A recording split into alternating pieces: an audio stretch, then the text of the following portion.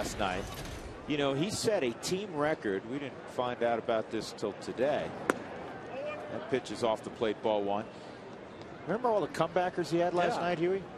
He had 6 assists in addition to, you know, the 4 punch outs. That gives you an idea how dominant he was. Boy, he was. He had all those ground ball outs. I didn't realize he had that many come back to him, but also nice when you're in a good fielding position after you let go of the ball to be able to field those baseballs. The 2-0 is hit on the ground. The help takes a bad hop, and Marquis gets over there. It's automatic. Pitchers, anytime the ball's hit to the right side, they should be in a dead sprint to the bag, and that helped out because ordinarily if the ball doesn't take a bad hop, Huey, he's going to take that himself. Oh, yeah. I mean, anytime you can take it as a first baseman, you do. You don't get the pitcher involved, but with that bobble, Marquis was right there to get it. So 1 out. That'll bring up the speedster, Michael Bourne. Bourne was the main cog in that deal a couple of years ago that sent Brad Lidge to Philadelphia that Ed Wade orchestrated.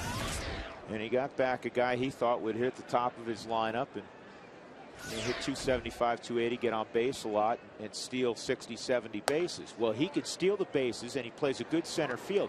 The problem, at least a year ago, he couldn't steal first. No, he couldn't, and now he's been able to change that, get on base a lot more frequently.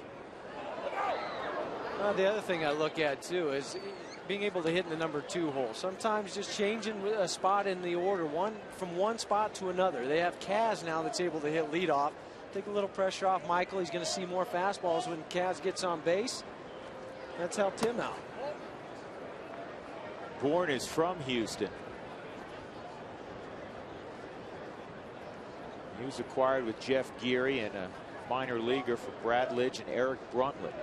And all Lidge did is go out, go 48 of 48 in saving games for the world champion Philadelphia Phillies. He even carried it a little bit into this year before he gave up a save. Yep. They gave him a standing ovation when he blew the save. I mean, that's about the only time you'll ever see that. From Phillies fans, too. Exactly. Yeah. That's well put. On the ground to second. Ian Stewart positioned perfectly. 2 outs on 2 ground balls.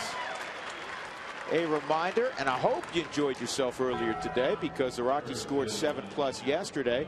So you could have feasted at Taco Bell this afternoon. Hopefully it happens again tomorrow between 4 and 6 in the afternoon. If the Rockies do score 7 or more, you get 4 tacos for $1 with the purchase of a drink. Lance Berkman. Sometimes numbers jump off the page at you.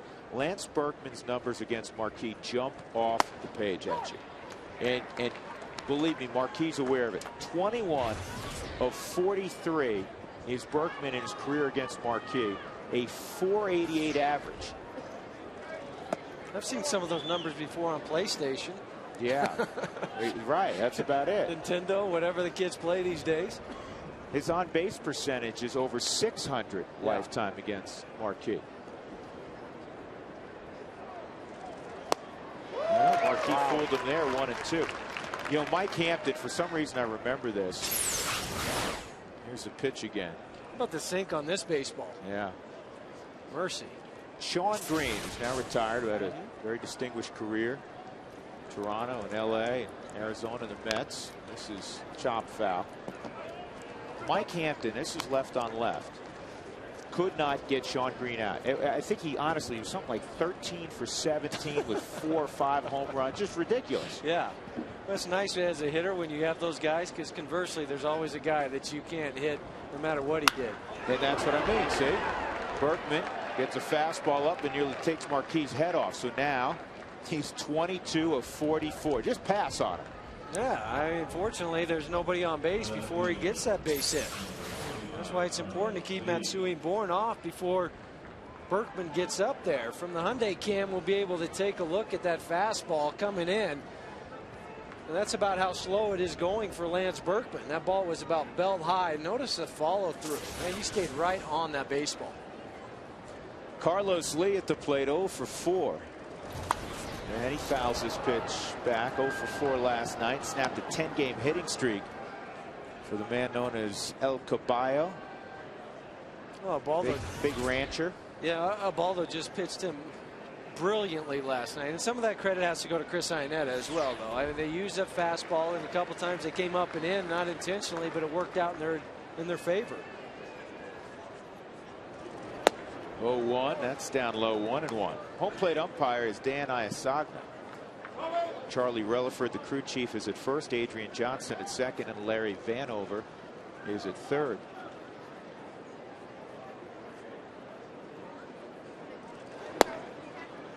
Two and one on Lee. Mentioned he's a rancher. I know he has a huge ranch outside of Houston.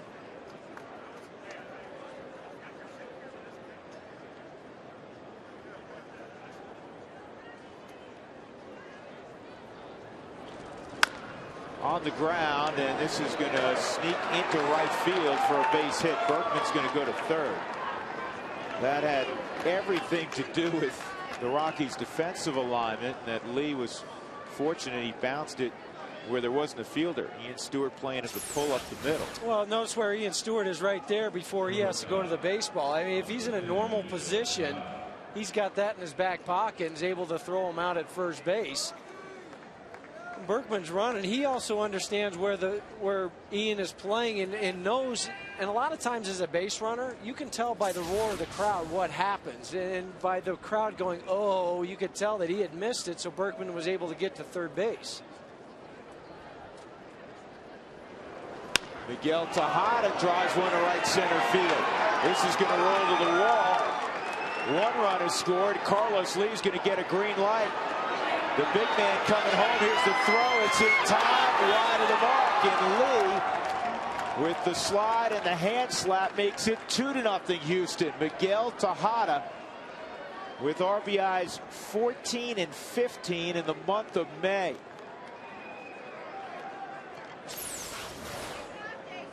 Another guy that tries to just go the other way off Marquis. We saw Carlos Lee do it, take it to right field. His was a ground ball. Miguel Tejada stays on that one, hits it in the gap. But give a little bit of credit to Dave Clark, the third base coach.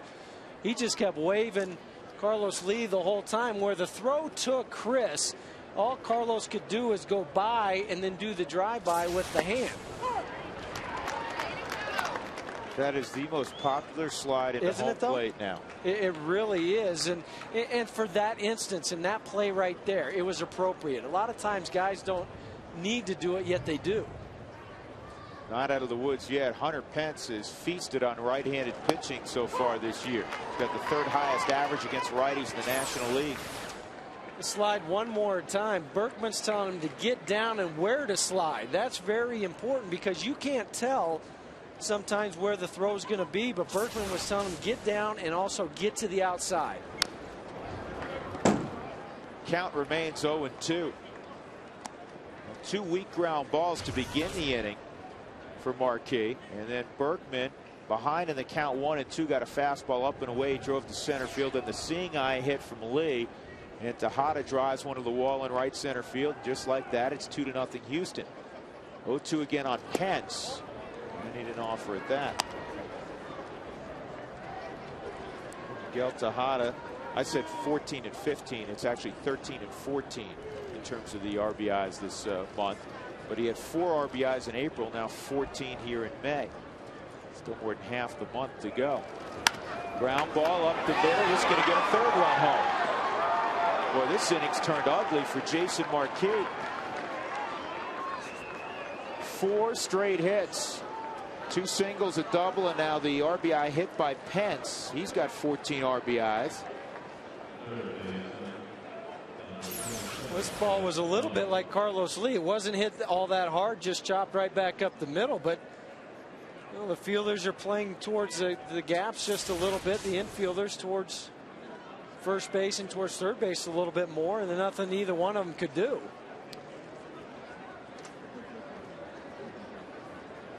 Man, how quickly this inning turned, though. You get the first 2 guys pretty easily, and Kaz and Michael Bourne, all of a sudden 3 runs on the board, all with 2 outs.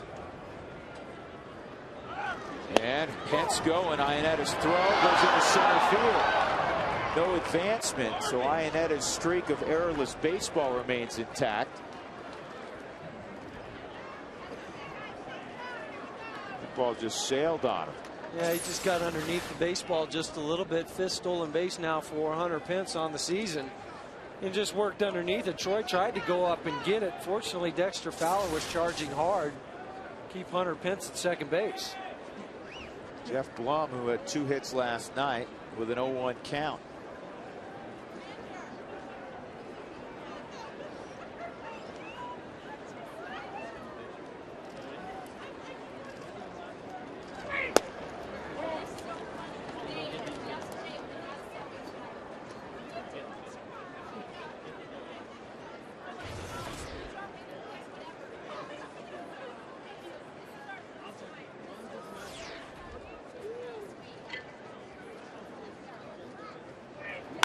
And this ball roped to right, Hop on the move.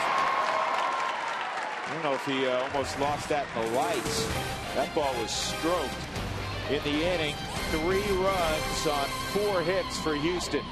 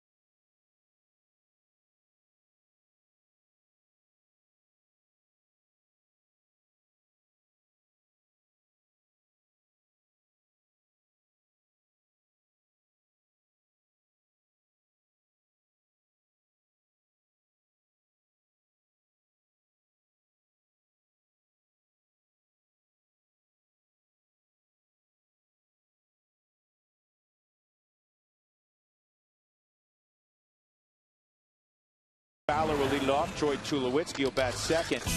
Todd Helton in the 3-hole. Ryan Spilborg's back in there. He didn't play last night. He'll bat cleanup. Brad Hop will bat 5th. 5 ribbies last night, leading the club with 25. Garrett Atkins trying to emerge from a season-long slump will bat 6th. Then Chris Iannetta, Ian Stewart, he had 5 ribbies last night. And Jason Marquis was hitting over 300. And there is Mike Hampton wearing the number of favorite Houston Astro and a close friend of his, Brad Ausmus, who's now at the LA Dodgers. Our Fidelity scouting report on Hampton. Hampton's fastball anywhere from 85 to 91 now. It really sits around 89 miles an hour. Try to work it in and out, both to righties and the lefties. Change up down and away from righties. Cutter in on the hands of the right-handed hitters. Will use an occasional curveball against the lefties. More of a slurved curve slider mix. Very, very good fielder. And just a tremendous athlete. 1-0 on Dexter Fowler from the right side. And that fastball's down low. You know, Mike pitched here in the pre-Humidor years, and those Rockies fans, I'm sure, that watched Mike pitch recall that he just started really trying to over-manipulate his sinker to get sink. And it is easier for pitchers to get movement now, to grip the baseball, than it was prior to the Humidor. You would think that if the harder I try to get it to do, the more it'll do. Well, actually, conversely, that's what happens. It just flattens out. In the air to shallow right. Hunter Pence misjudged it slightly. He'll make the catch. Let's take a look at Houston defensively. They'll have the same outfield as last night. Bourne is flanked by Lee and Pence. In the infield, it's Blum, Tejada, Matsui, and Berkman. The only difference is who's catching. Humberto Quintero is catching Mike Hampton. That's so Pudge Rodriguez can work tomorrow with Wandy Rodriguez, who he's had great success with, and they didn't want Pudge catching 3 straight ball games, especially tomorrow being a day game. Tulowitzki yesterday with 2 more hits. That's 4 straight multi-hit games for Troy, and he takes strike 1. If you're wondering, is this the first time Hampton's been back pitching at Coors Field since he departed? The answer is no. It is his 3rd start here. 1-1. He started on August 23rd of 2003 against the Rockies, went 6 2/3 and beat the Rockies that day, though he gave up 4 runs on 11 hits. And then on May 1st of the following year, he lost, gave up 2 runs on 5 hits in 5 innings. So both times he pitched effectively. Well, he has, and now that's really what he is. He's getting to be a 5 or 6 inning pitcher, and that's what he did in those starts. But he still has the arm, and it's all been about his health issues lately. Just battling, and got to tip your hat to him to persevere like he has. All the different types of injuries, elbow, rib cage, you name it, he's had it. Well, think about this, Huey. In 05, with Atlanta, he went 5-3 in 12 ball games with a 3.5 ERA. On the ground is short. Tejada. 2 outs. He missed all of 06 with Tommy John surgery. Tore it again, had another Tommy John surgery. Missed all of 07. Then last year in 08, he pitched in 13 ball games at the big league level and went 3-4. He was derailed also during that time by a oblique injury, and also I remember he was getting ready to pitch, and he had a pectoral strain. I mean, he was warming up in the bullpen not 2 days before a start. He was warming up 20 minutes before a game that he was starting, and he felt something pulling in his pec. And here's a guy that just keeps on plugging away and says, I'm not going to give up hope that I can come back. A lot of guys would have just hung up the spikes and gone home. Helton, the only one with experience against Mike Hampton, and Todd has swung the bat, not surprisingly, well against Mike. And I say not surprisingly, it has nothing to do with Hampton, it just has to do with Helton. Swings the bat against everybody, as you know.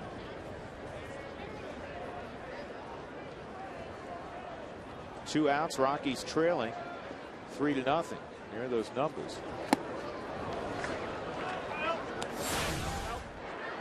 What impressed you the most about this home run, Hugh? Oh, just the way that he was able to drop and drive that backside and get it through. He's just looking for the sac fly and just have the arm strength and the hip rotation to get that ball all the way out. Here's the 1-2. Here's that cutter. He uses that a lot to righties. Yeah, and very rare. Well, he uses it somewhat as a off-speed pitch, even though it's as hard as a fastball, but it has a little bit of late movement to lefties. But he will use that on right-handers, try to get it in on their hands. That looked like another cutter. Almost had, again, a cutter sometimes has slider movement. Can you pick up when you're at the plate? Can you pick that up? No, not really. I mean, Todd Helton can.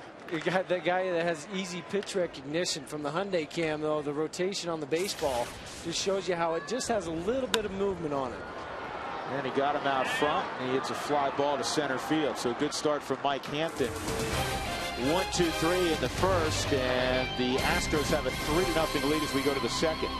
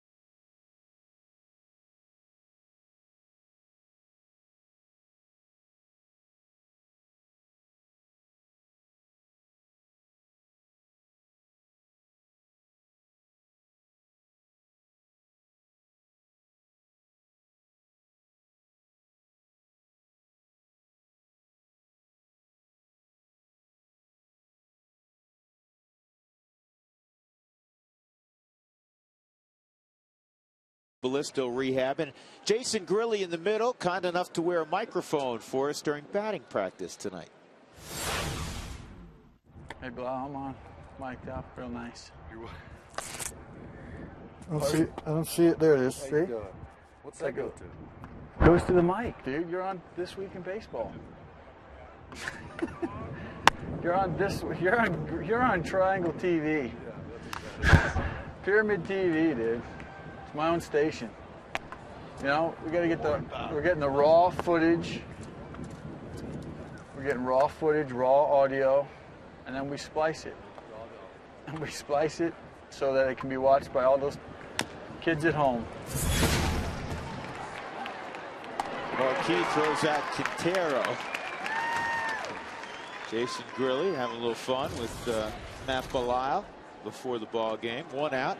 And that'll bring up Mike Hampton, and he'll face his old teammate 2003 from Atlanta, Jason Marquis. Grilli had all the terminology down, though. This splice, mic'd up. He knows his stuff. Yeah.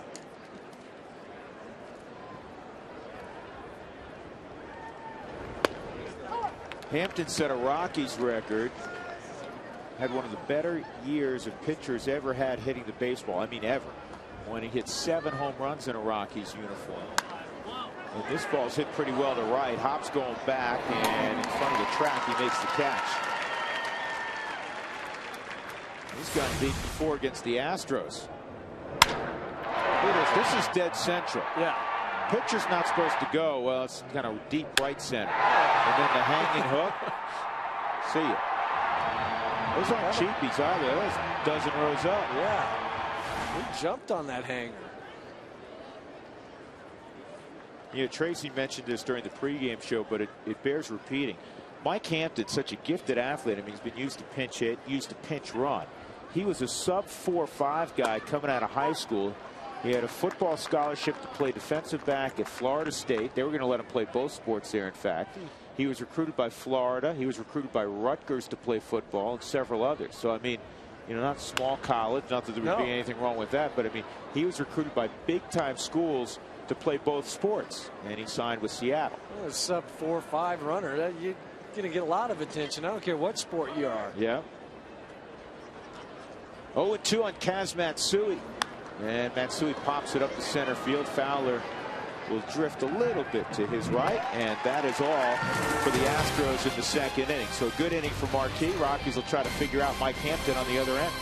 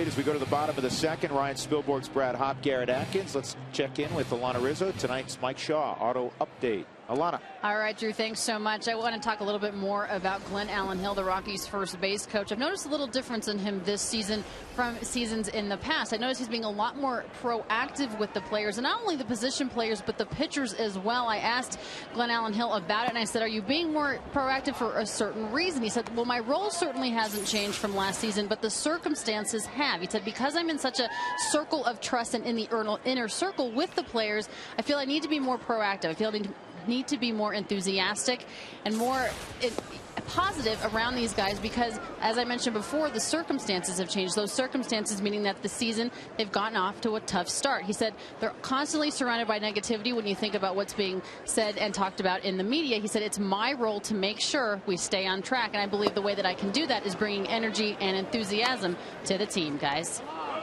All right, Alana, thank you. Third year that Glenn Allen Hill has been with the Rockies, outfield instructor, first base coach. 2 balls and a strike on Ryan Spilborghs. And it's 3-1.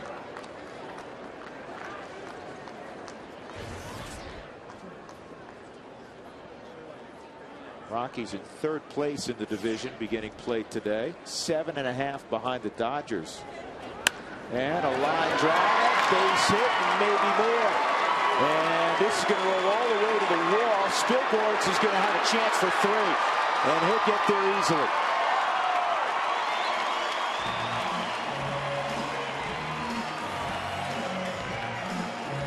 Well, talking to Don Baylor before the game, he said we want to try to make sure that we get a ball up in the zone that we can hit hard.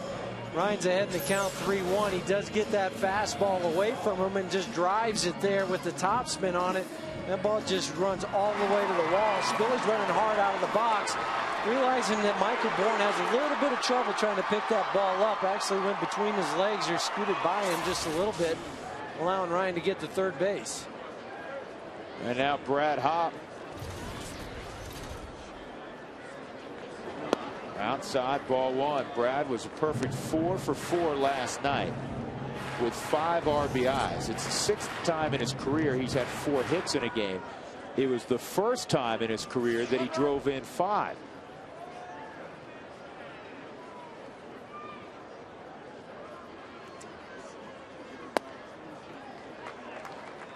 Watch where he hits this pitch out of the park. That ball is down and away from him a little bit, but they saw the follow through the little helicopter with the top hand coming off the bat.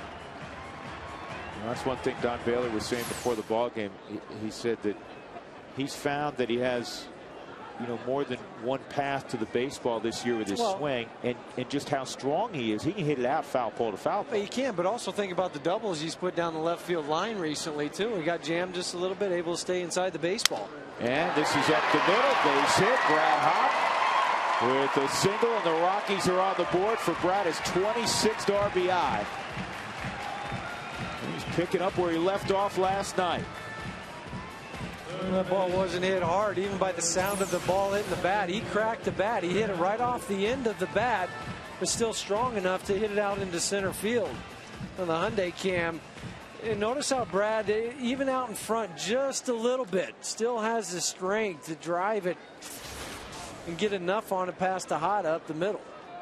Brad's now hitting .480 with runners in scoring position. Is that good? Yeah, I consider anything above, .475 pretty good. Well, yeah, just got over that mark. 5 straight hits for Hopp. But all over the ballpark. All over the ballpark. Garrett Atkins, and he fouls it off the plate, 1-1. Garrett had a couple of at bats that were better last night. That's what, you look for incremental improvement when you're in a slump. Garrett 0 for his last 20 at the plate. Lined out to deep right at one point last night. And this ball's hit hard, but when it's not going well, you hit it right at somebody, and it turns into a 6-4-3 double play. It was hit so hard, Tejada had it bounce off his chest, and he still had time to begin a double play. You're right, Drew. When it is going bad, it's going bad. Right now, it's going bad for Garrett. He smoked that ball, but it's an easy 2-hopper to Tejada, but hit so hard that the ball jumped up on him a little bit. Tejada's still saying, wait a second, that ball hurt. Miguel's going, I remember, don't you guys in Little League put those little chest protectors on? Heart guard. Heart guards? Yeah. So I need a heart guard right now. You know, Don Baylor reminded Garrett Atkins of something in the last couple of days. He said, I remember one year, Don Baylor had an unbelievable career as a player. Here's Iannetta. He said, I remember one year I was hitting 217 at the All-Star break. So not a month in. Right. Not 6 weeks in. I was hitting 217 at the All-Star break. And he said, you know what? I was able to put it behind me. He said, I hated when it was up on the scoreboard. I wanted to get out of the box as fast as I could. He hit 366 in the second half, ended up hitting 286 for the year. And that just shows you what can happen. It's really the tale of two halves. And that's what can happen with Garrett Atkins. Talking to Clint Hurdle before the ball game today, and said he was asked that question, how many at-bats are you going to give Garrett before you start to look at it? And he said with a rookie, you probably look at the century mark, 100 at-bats before you start to say, okay, we need to do something a little bit different. He said with Garrett and his track record, how he's hit, how many RBIs he's had in his career so far, I'm looking at more like 150 to 175 at-bats before I really start to get a little bit concerned. A 4-pitch walk to Chris Iannetta, hitting in front of Ian Stewart. That's not what Mike Hampton wanted to do there. Windshield chipped or cracked, don't wait. Call Colorado's #1 team, Elite Safelite Auto Glass, 303-287-5000, or visit safelight.com. So Iannetta aboard. First walk allowed by Mike Hampton and Ian Stewart, who is slugging .923. Did you see that, Huey? .923 against lefties. And this one high in deep right field. Take a good look. You won't see it for long. On cue, Ian Stewart goes deep again. All he's missing now is a 3-run homer. Yeah, he's done almost all of it. He has 4 hits on the homestand. All are home runs. Wow. What was that number you said, 920? Just went up. It just went up. And we're all even at 3. What I like, though, is the aggressiveness, looking for that first pitch fastball. There's one area that Ian has not been all that aggressive, looking at that first one. This time he says, I'm not going to wait. I'm going to jump on it from Hampton. And now Jason Marquis.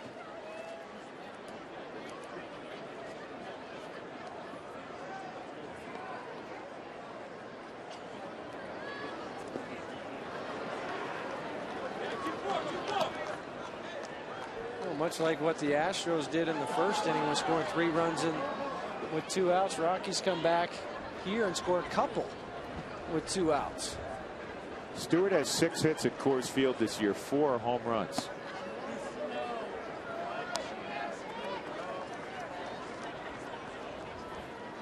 Yo looks pretty good right now. The Cowboy, he said that Stewart's going to have a night that puts to shame his night last night. Marquis hits it on the ground hard, but it's going to be gobbled up by Matsui. In the inning, the Rockies had a triple, a single, a walk, and a 2-run home run from that man, Ian Stewart. And they're all even again with the Astros at 3. Boy,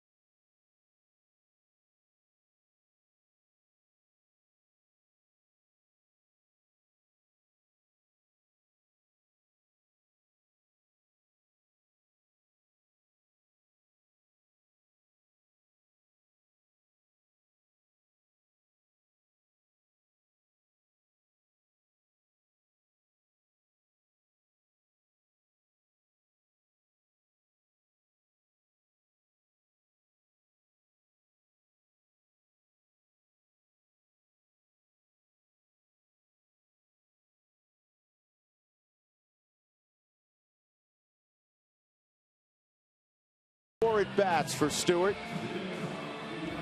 3-3 ball game. Mike Hampton obviously disgusted.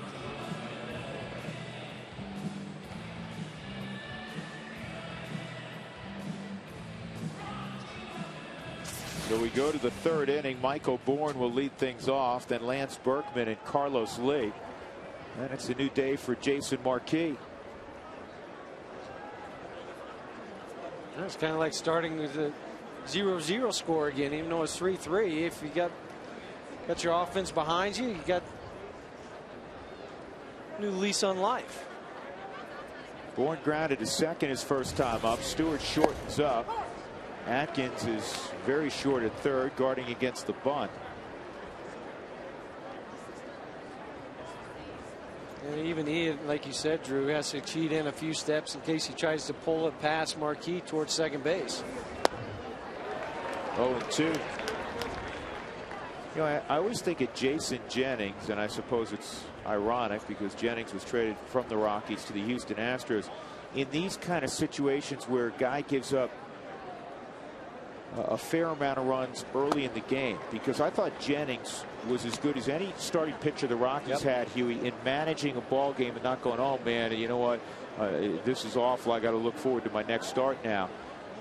He'd give up 3 or 4 early and oftentimes have a quality outing, end up around the 7th inning, and you look up and that's all the other team had. Well, you know what, that's a mark of a good pitcher, to being able to do that and realize, you know what, it's just going to be a grind out here tonight. I might not have my best stuff, the other pitcher might not, it might be a slugfest, but I got to try to keep going, try to keep getting outs so I can keep my ball club in this, give my offense a chance to make sure that we're on the right side of the ledger at the end of the day.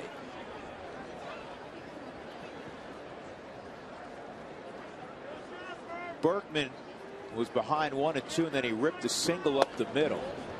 We were describing for you the numbers Lance Berkman has against Jason Marquis. They're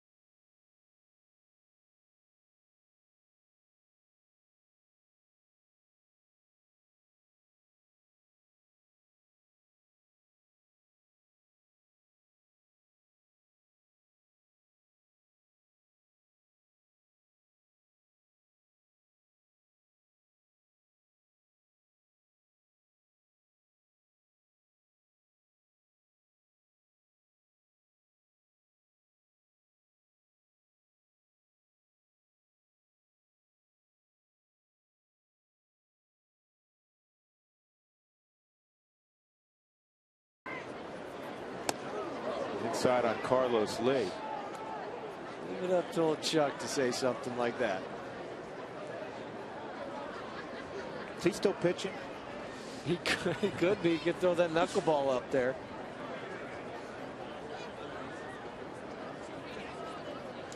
He used to throw hard. He hurt his arm, became a knuckleball pitcher. This ball in the air to right center field. Long run for Hop. He lays out. Can't get it. And Berkman will stop at second. Respectful of the power of Carlos Lee. The outfield was exceptionally deep. And you have 2 bloop singles. And now you have 2 on and 1 out. And Miguel Tejada, who doubled into at the plate. Well, couple that with the big swing from Carlos Lee, too. As an outfielder, you see that big swing. Your natural reaction first is going to be, I got to go back. Hit it off the end of the bat. Brad with the dive. And the reason he dove here is he think I might have a chance to get the baseball. The other thing, though, Dexter Fowler was right behind him. If he misses it, Dexter's backing him up, so you feel confident that the ball's not going to go very far. Here's Tejada. And he takes low, ball 1. Firestone League leaderboard going by atop your screen. Checking in on RBI leaders in the month of May. Brandon Phillips of the Reds and Miguel Tejada of the Astros, number 2. That's on the inside corner. Ryan Braun having a big month for Milwaukee. Milwaukee as a club having a big month offensively. They can do that to you. Yep. In fact, Milwaukee and the Rockies came in 1-2 in home runs in the National League. Both Cincinnati and Milwaukee only one game back in that Central, both at 19 and 14. That's going to be a nice race all year long. This is punch foul. And the Cubs and the Cardinals are going to be factors. You look at it now. St. Louis is leading that division, 20 and 13. Yeah, I mentioned Cincinnati, Milwaukee. Cubs are 18 and 14, game and a half back. I think if Houston can get some health in their pen and get some more, get some length out of their rotation. Their rotation's got question marks. Yep. Considerable question marks. Roy Oswalt has to pitch better. He got his first win of the year a couple of days ago. He obviously is the Houston ace, but they had the second best record in baseball after the All-Star break last year to the Angels. Well, I look at the 3, 4, 5, 6 hitters. That's a pretty good middle of the punch there. Absolutely. Then you throw Pudge in there, catching 4 or 5 days a week, hitting 8 out of that 8th hole. The big question mark is, can Kaz lead off? Is that going to be the catalyst for them? Yeah, you stole the words out of my mouth. I was going to say, not could Kaz lead off, but can Kaz stay healthy? If Kaz stays healthy, he's going to be, real good, solid table setter. That's inside now 3-2. You mentioned the middle of the Houston lineup is one of your keys to the game, and so far in this game, Berkman and Lee are 4 for 4. Yep. Last night, that's where the Rockies were able to silence him. Only 1 for 10 between those guys, and that was Berkman. Kept Lee quiet. Tejada just a couple at bats before he came out. Do you put him in motion? I do with Tejada. Guy that's able to handle the bat a little bit.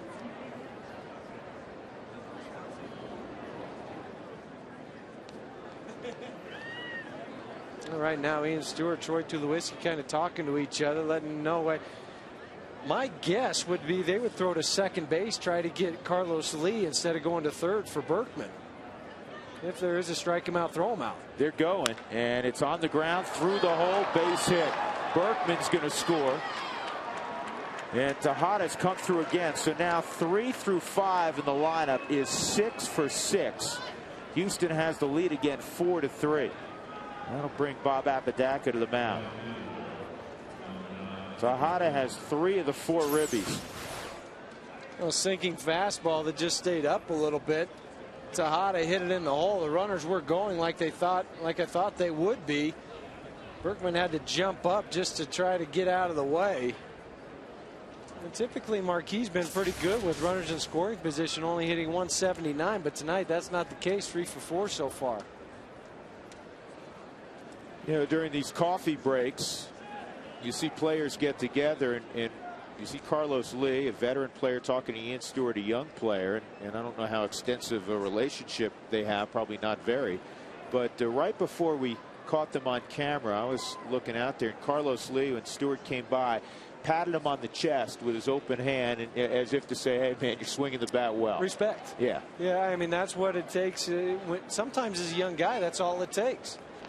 Yeah, you're swinging the bat nicely like Ian is, but to have a guy like Carlos Lee, his stature, come by and say, hey, kid, you're pretty impressive right now. Do you remember the first guy, a veteran guy, who talked to you when you reached the big leagues? Hunter Pence steps in. Well, that's a good question. I remember I had struggled, and Tom Hume with Cincinnati. Sure. Pitcher actually came across the field after a game long. I had a bad game, something had happened. He came over there and told me to keep my chin up. Well, that has to mean a ton, especially for an opponent. This ball is roped to left field, and Lee's going to have to stop at third. Hunter Pence joins the group. Now it's 3 through 6 in the order, a perfect 8 for 8. How about Pence's numbers against righties? He's hitting above 350 right on right this year, one of the top marks in the National League. Bases loaded, 1 out for Jeff Blum. Saw that split there. Yeah, Blum 200 against lefties. Yeah, Blum hit a rocket his first time up. Fortunately, it was right at Brad Hopp. And this could be 2. Stewart, low throw on the first, safe there, and the run scores. That would have been one heck of a double play. Stewart did well to get to it, The throw was low. Great pickup by Tulowitzki, and he fired an absolute missile to Helton to make it close. Well, if you're wondering if he and Stewart can play second base, I think this should answer any questions. I mean, that's just a heck of a throw and play all the way around. You dive over there, you slide, you have to make an off-balance throw. Troy's able to get it, pick it, and make it as close as it was at first base. How many times do you see the second baseman try to make that play? The ball goes underneath his glove, doesn't even catch it, or bobbles it, doesn't get the lead runner. And then Troy with the strong arm to first base. One more look from the Hyundai cam. This is a sliding play for Ian Stewart, and sometimes you have to slide to allow your momentum to stop. And then throwing from your knee off balance, that's not an easy play. Another thing, how many times we've seen that happen where the guy then airmails it and puts it into left field? We see that too. Yep. 2-0 on Humberto Quintero with Hampton on deck, first and third. Quintero's 0 for 7 at the plate this year. He just came off the disabled list. He was in a collision with Mike Cameron at the plate at Minute Maid Park a few weeks ago. He had a concussion last year, and he had a shoulder injury in this collision. Here's the collision, and he also may have been a little woozy.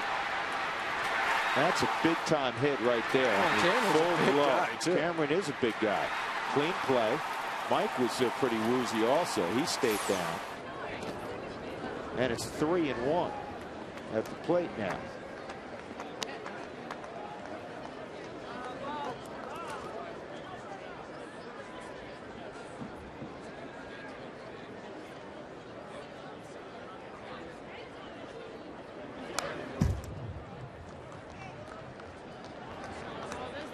Eight hits, 5 runs for the Astros. And we're in the third inning. Carlos Lee has scored twice. Berkman has scored twice.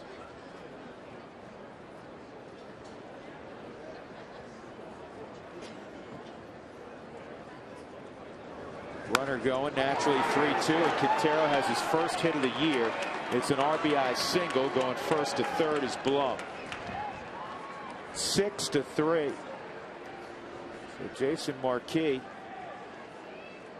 not as sharp as we have seen him, particularly his first 5 starts of the year. He struggled in his last outing. A change up on the last one. He just continues to leave the ball up tonight. We saw early on just to get a little bit of movement down the pitch count from Jason Marquis. 59 pitches now. You have to get some action going. That's why Glendon Rush has grabbed the baseball. Go out there, toss it. Inside on Mike Hampton.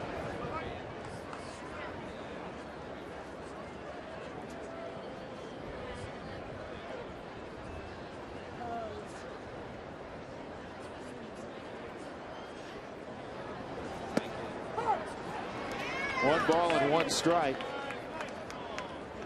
The Rockies, one of 2 teams in baseball to be below 500, yet have outscored the opposition in cumulative runs, and it's something that people who follow the game statistically always pay attention to. You may say, well, who cares?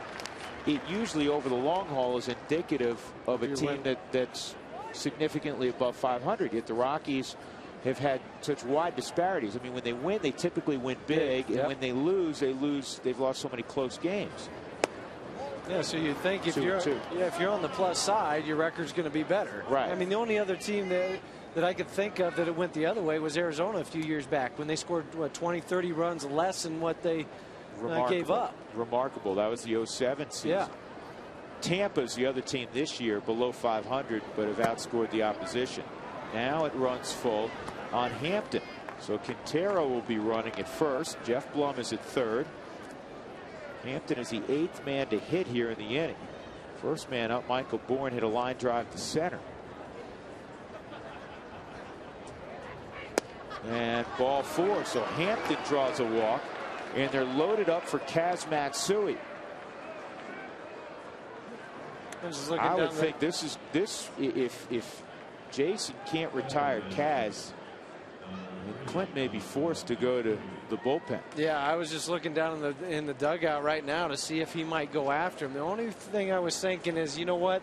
He's had a little bit of success against Cavs. Let him try to get out of this inning, regroup a little bit before you make the move. Well, they haven't set the table. They're just dumping the groceries right in the middle of the table. The two guys who are supposed to set the table are 0 for 4. And this should get him out of it. Pop fly to shallow left center. Tulowitzki makes the catch in the inning. 3 more runs for Houston as they gathered 5 hits. They're up 6-3.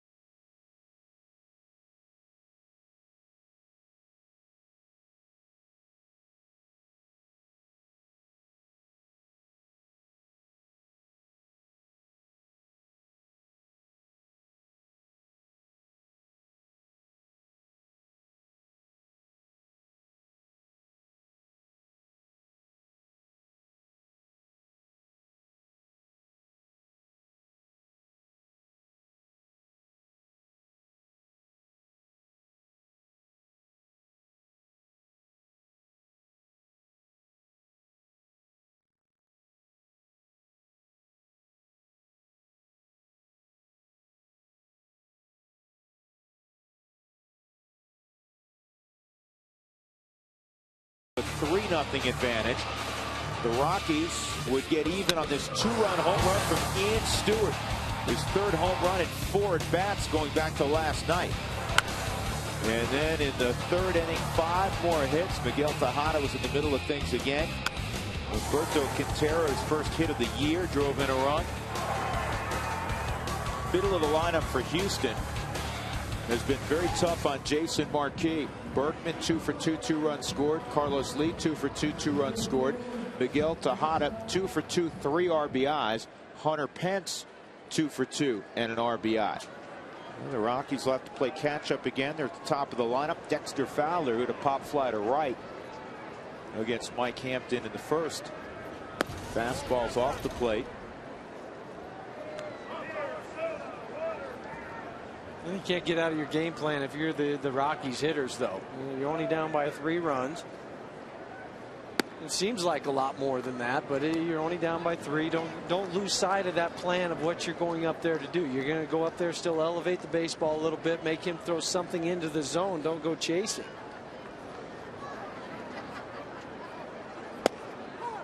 On the inside corner, you have a really good fielding pitcher in Mike Hampton. However, Mike Hampton, like most lefties, is going to fall off a little bit toward the 3rd base side. Infield on the right side, extremely deep. If you can push a bunt, 3-1.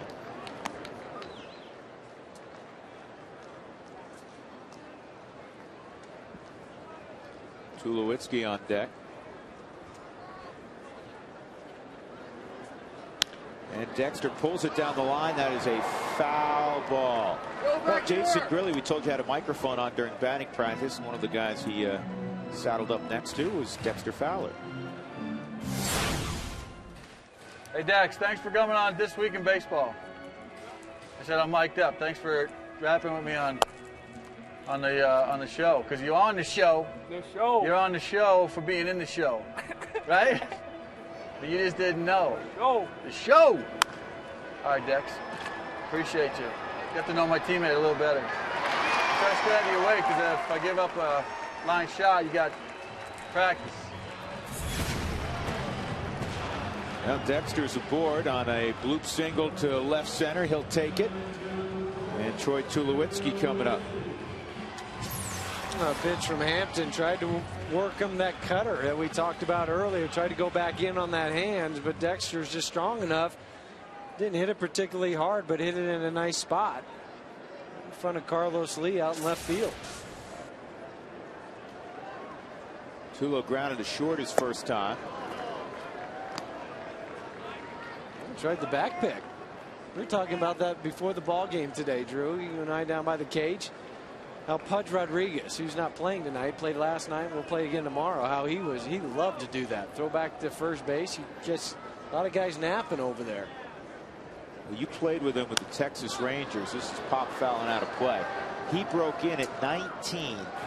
The next year, he was a Gold Glove catcher at 20. How about that? He was 19 years, 6 months, and I believe 21 days when he came up from Double-A. What do you remember about him from your first glimpse? Arm. Unbelievable arm. Still has it to this day. Got to catch the pregame show tomorrow. I had an opportunity to sit down with him. He'll be on the pregame show tomorrow. Shattered bat. Miguel Tejada will wait and make the catch.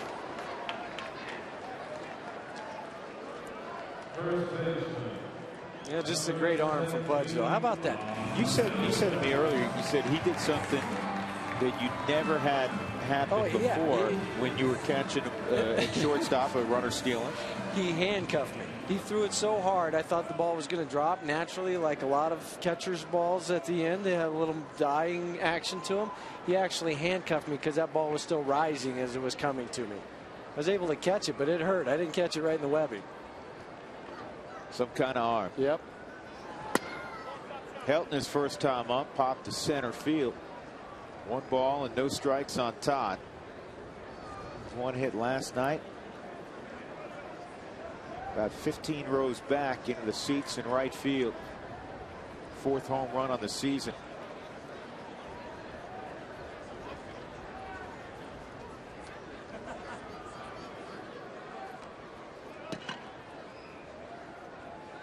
You know, the two guys going at one another tonight are very similar. Two gifted athletes who compete in every aspect of the game. They take great pride in, obviously, their pitching, their hitting, as we've discussed, their fielding. They're well-rounded pitchers. Fowler takes off. Quintero's got a base shot. This goes into center field. And Dexter will move to third. That is the 10th stolen base of the season for Dexter. And an error on Quintero. Nice read from Dexter. He saw what Mike Hampton realized that Todd Helton's at the plate. As soon as he comes up, he takes off head down. This was no hit and run, folks. He was just looking to straight steal.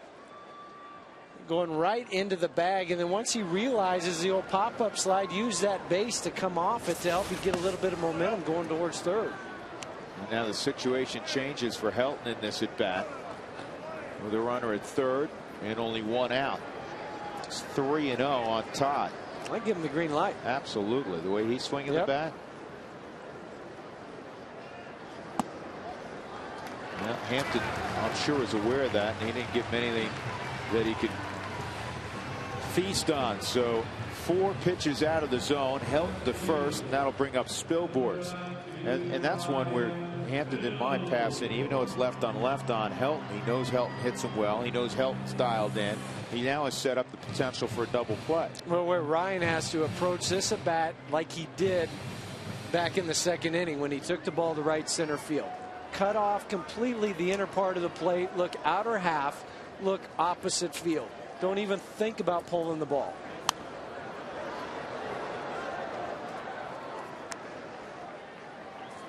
Anything front side, roll over. You're playing right into the pitcher's hand of the double play.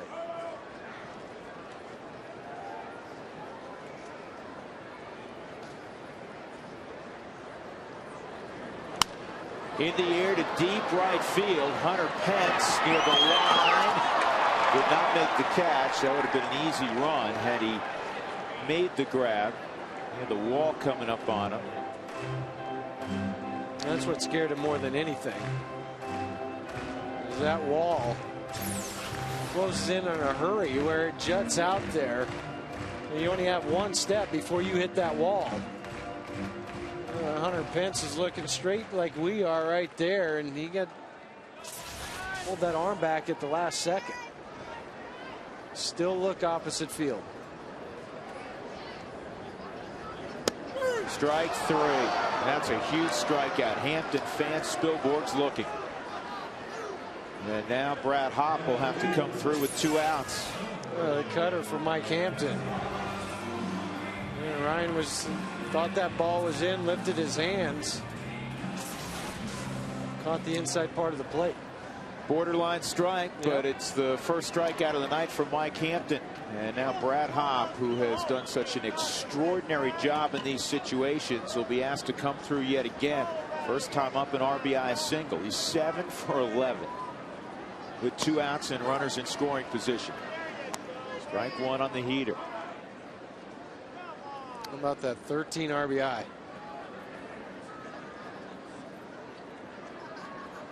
It just shows you the maturity of Brad, not panicking, getting in these situations. And Brad rolls it foul.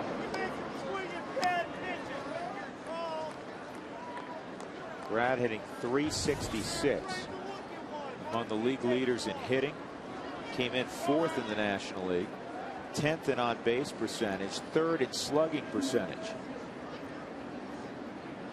In the past, we always described Brad as a streaky hitter. See that graph? All 3 of those guys left-handed. But you know what? He hasn't been streaky this year. I mean, he's just been really, really consistent. Solid. I mean, that's why you're hitting 350 now, or 366, excuse me. Just because you're able to have a consistent approach at the plate every single at bat.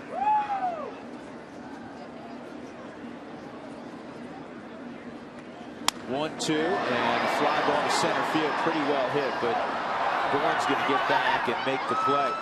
Well, a promising inning turns sour for the Rockies. They leave runners at 1st and 3rd, trailing 6-3. We move to the 4th.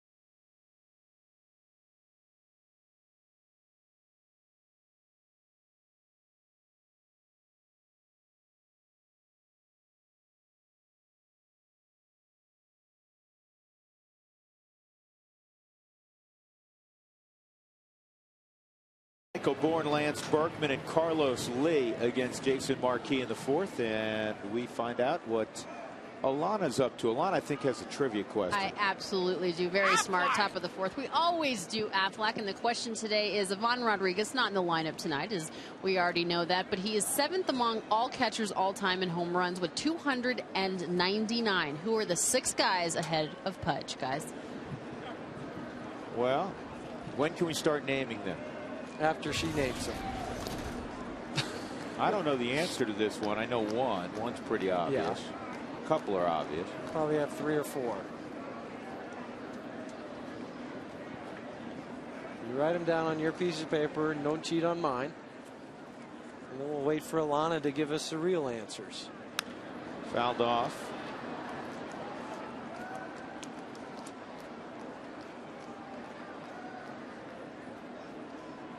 I just wrote one down. I'm not sure of. How many are we trying to come up with? 6.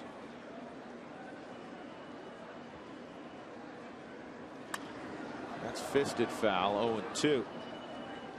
Bourne, a ground ball to second and a fly ball to center field.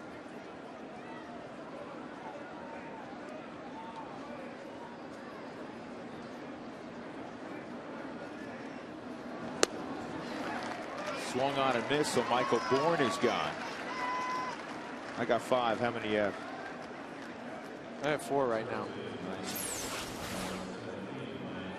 One of the few sinkers that Jason Marquis been able to get down into the zone, and what allows him, he gets on top of it, rotates that ball down, and works out of the zone. Bourne just from the Hyundai cam way off balance. Now can Marquis get Berkman? You know what they should do at this situation? I've seen this before and I've heard about it. Tell them what's coming. Yeah. The other way's not working. Yeah, the other way's not working. Slider. Fouled it off. You trying to help him out? I am. Trying to help out Marquis. I don't blame you. Give us the signs. Jim Armentrout, show us the signs. We got to help out Marquis. Well, we missed the sign. Too late. Sinker. No, slider. It was a slider. Now you yell out one thing, I'll yell out the other.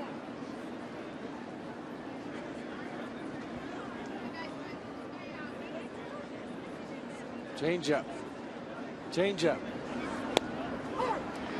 Nice. 2-2. Well, I mean, we joke about it, but sometimes it's when guys have the number like that, that's about the only thing you can do.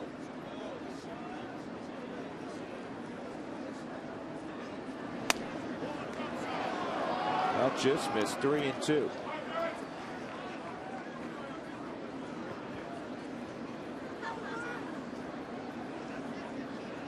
Sinker. Change up. Well, we tried. We tried. We gave it the old college try. 1 out. Carlos Lee coming up. Lee 2 singles tonight.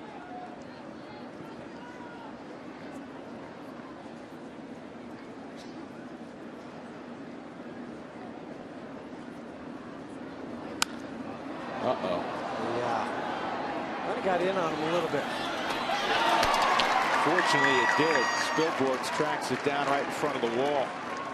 So a long out, and that'll bring up Miguel Tejada. Well, I thought this might have a chance too, Drew. Boy, Carlos Lee, big, strong man. There's another ball that just didn't sink enough. Kind of middle of the bat. Yep. And from the side angle, you can see him try to open up that front side way, that front foot. He got out on it, rolled over a little bit.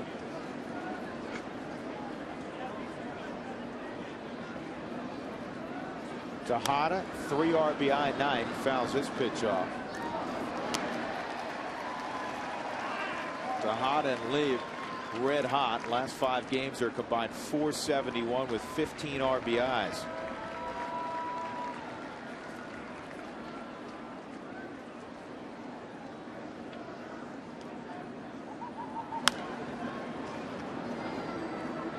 I'm stuck on 5. Now, yeah. I'm positive of 4. I'm not positive of one of the guys I wrote down.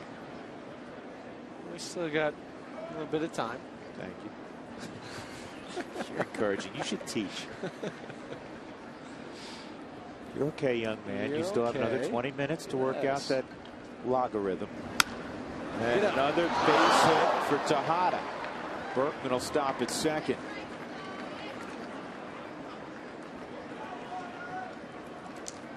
You know, Miguel might not be hitting the home runs like he used to, but he still knows what he's doing at the plate. Yeah, he can still swing it a little bit. Just out of the reach of a leaping Troy Tulowitzki.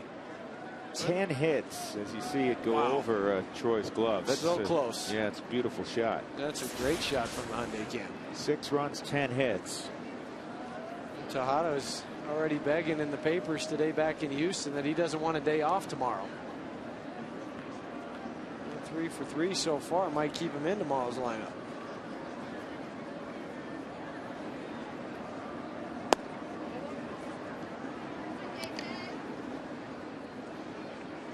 One 1-0 on Hunter Pence. He has 2 hits tonight. Look at this 82nd pitch coming up for Jason Marquis, and just in the 4th inning, this might be it for him. Glendon Rush up and tossing again, 2nd time tonight.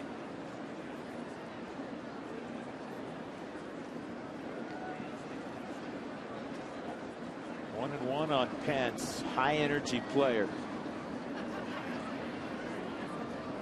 He's one of the few guys this Houston minor league system has produced the last few years. You know, they've had a great run on the field. I mean, they've reached the postseason quite a bit, the World Series, over 500 virtually every year the last decade, with the exception of 2 years ago when they slumped to 73 wins. But their system is run cold. That pitch misses. It's 3-1. And in fact, 2 of their #1 prospects over the last 5 years now wear a Rockies uniform. Jason Hirsch, who's trying to come back at AAA Colorado Springs, injured a good portion of last year, and Taylor Buchholz at different times, the #1 prospect in the Houston chain, and they're not there. They were part of course, the trade for Jason Jennings. I'm going to try to think back after Berkman and Hunter Pence. You got to go back Biggio. It was hard to think of many guys that have come up through their system. Ball 4. This might be this part of the lineup just has given Jason Marquis fits. He walks Pence. The base is loaded for Jeff Blum. And they'll go to the left-hander and flip Blum around. So Clint Hurdle is going to go get Marquis. Another tough night for Jason. His first 5 ball games of the year were terrific. But Houston tagged him around pretty well. 6 runs on 10 hits. He leaves with the bases loaded. Back in a moment.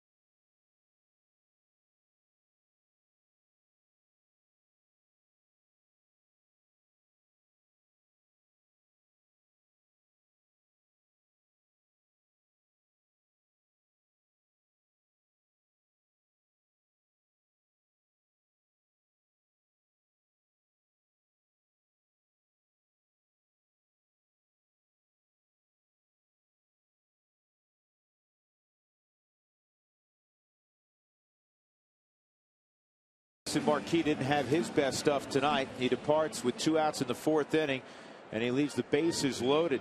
At third base, Berkman walked. Miguel Tejada singled at second, and Hunter Pence just walked. Jeff Blum will flip around to the right side.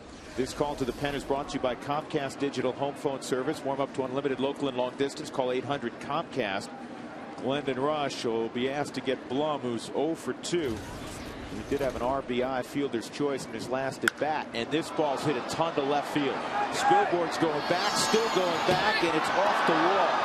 Fowler will come over and help out. This will clear the bases. A 3-run double for Blum. And it is 9-3 Houston. The first 3 RBIs for Blum from the right side. His 3rd hit overall, 3 for 8 now. Jumps on the first pitch from Glendon Rush, and that ball just elevated. And you see the way that Blum just dropped that back shoulder and got the ball airborne.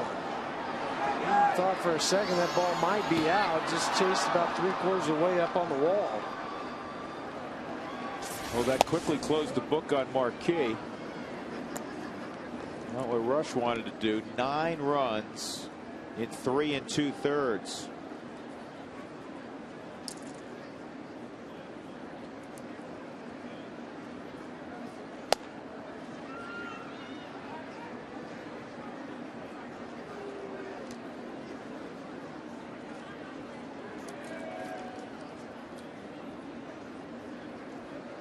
Two and 0 on Quintero.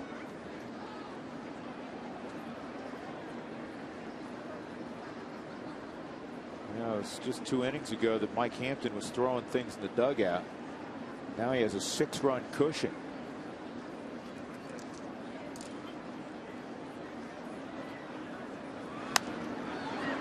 Two and 1. So that'll blow up the old ERA. Yeah. 9 runs in 3 2/3.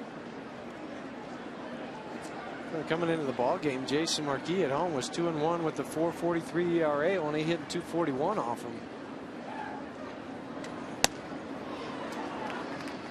2 balls, 2 strikes. And the Rockies behind Ubaldo Jimenez yesterday kept this very potent Houston lineup, held them to a run on 8 hits. They bounced back tonight. And a ground ball to second. Stewart will throw out Quintero. 3 in the first, 3 in the third, 3 in the fourth for Houston.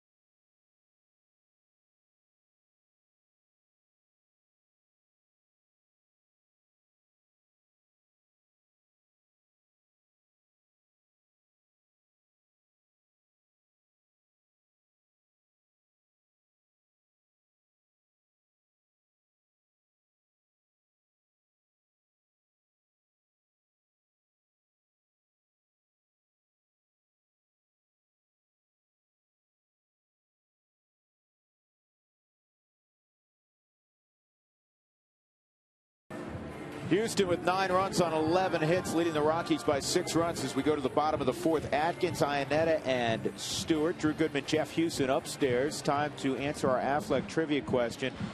Alana, this is very frustrating. I have 5 names. Well, I have 5 down. I have, and I think I know 4 are right. The 5th, I'm not sure. And then I wrote down another wild card name. All right, I'll let you give me the 5 in just a second. Well, let's first ask the question because I don't know if everybody heard it. Now, Von Rodriguez not in the lineup tonight is 7th among catchers with 299 home runs. who were the other 6 ahead of him. And he has quite a ways to go. He has 299. The next guy's at 324. But why don't you go ahead and tell me your 5? Well, and then we'll figure it out. And Huey, I'll throw them out. You tell me if you have Mike Piazza, obviously. I got him. True. Okay. Yep. Johnny Bench. Got him. Correct. All right. Carlton Fisk. Yes. Got 376. Gary Carter. Yes. 324. Jeff Carter. I did not. I threw You guys got Yogi. 2 I more. threw Yogi out there, and I'm not Yogi's sure in there. Yogi is That's in right, there. with Okay, 358. I wasn't sure. Now, there's Okay. another guy on the list, the one that you're missing, also has 324, tied with Gary Carter, and that's the closest that Yvonne has come. Now, I'm stuck. I said Jorge Posada. Nope. Lance Parrish, guys. I was going to say, I was thinking of Sure you were. No, I was thinking all the old. Sure I was thinking of my old Tigers. I didn't think he hit over 300 home runs. Alana, he was not thinking him. He's just saying. I know, of course you were going to say that. Yeah, right. After you give the answer, that's an easy. How many does Posada have? Oh yeah, I should have had that one. No, 5 out of 6, though, is not bad. I would never lie. You know I know that about that's me. I said, I was thinking to myself, what about Parrish with the Tigers? But I didn't think he hit over 300. You get caught talking to yourself again. Yeah. It's a dangerous combination. Yeah, there's a lot of dangerous combinations there. All right. That's a good one, though. That's a really good question. Very Thanks nice a lot. job, Alana. 1-0 on Chris Iannetta. And the changeup, and he's way out in front.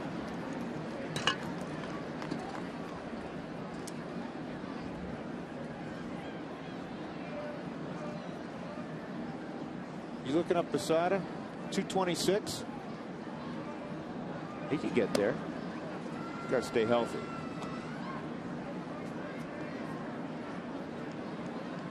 Campanella, 242 before the car accident. I'm not sure Posada can get to 250. Hunter Pence gathers that in, and they're 2 outs. Ian Stewart coming up. He has supplied the Rockies with 2/3 of their offense tonight. Our Jimmy John's delivery of the game, 2nd inning. First pitch from Mike Hampton with a man aboard, and out she goes. His 7th home run of the year. That leads the club. Our Jimmy John's delivery of the game. Well, one more, and you have 5 of a kind. Or shall we say 3 more, and you have 5 of a kind. Here's something interesting about the Rockies lineup tonight. We said from spring training on, Huey, that they'd have power balance up and down the lineup. You might not have a guy hit 35, but you had probably 8 guys that could all hit 15 or more. And with the exception of Dexter Fowler, yeah. But earlier in the spring, you weren't thinking Dexter would be out there maybe at all. And then as he came on, you didn't know he was going to be out there every day. Having said that, Iannetta and Stewart coming in, leading the club in home runs, hitting 7th and 8th in the lineup today. And now Stewart out of the 8-hole with the team leading 7 home runs. Here's the 1-1. I mean, Brad Hopp's going to hit 25 or so, and you hope that Garrett gets his home runs up there, his 20 plus. Done it before, and very capable hitter to do it again. He's come close to 30 before. And Troy, 24 a couple years ago. So you're right. Yeah, you do have that balanced power throughout the whole lineup. I think Todd can hit 20. I think he can too. The way that back has responded, the way he's able to turn on balls now and get the barrel of the bat out in front, hit it out in front of the plate, allows you to hit those home runs. 2-2 upstairs, 3-2. Iannetta, he had 18 last year, Yep. and he only played about half the time. A little more than half the time, as he took over the job from Torrealba a couple months in on a more regular basis. 3-2, 2 outs in the 4th. And this ball to center field. Bourne is right there. A 1-2-3 4th inning for Mike Hampton. 9-3 Houston at Coors Field on a Wednesday night.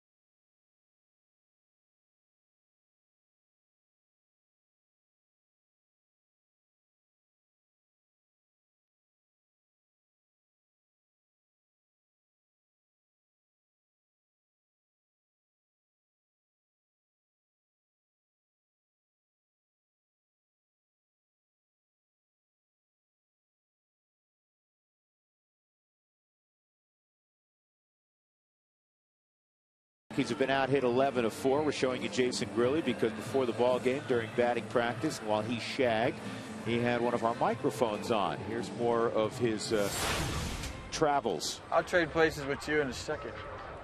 25. Now that I got my arm all ready, I'm good. Oh, you got a skeeter right on your cheek. That's what I felt. All right, make sure you get it. Make sure you get it. There you go. You got him. I think he's dead. I think he's dead. I hope they use that. Dude, I hope they use that right there. Super. They better use that.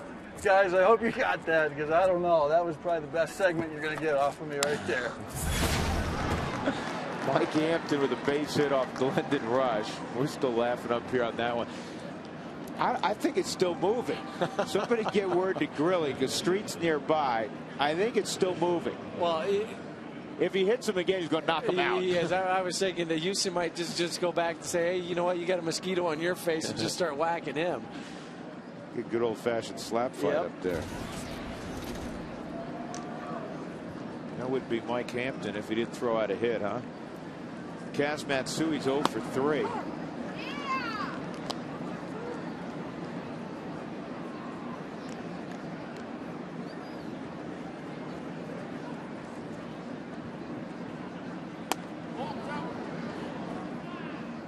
Kaz has been better from the right side this year than the left side. He's got far fewer at-bats naturally from this side. Yeah, 304 going into the ball game from the right side. Compared to just barely over 220 from the left. 2 balls and a strike. There are the splits.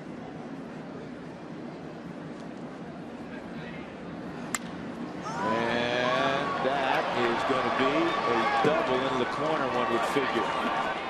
Stopping at third is Hampton.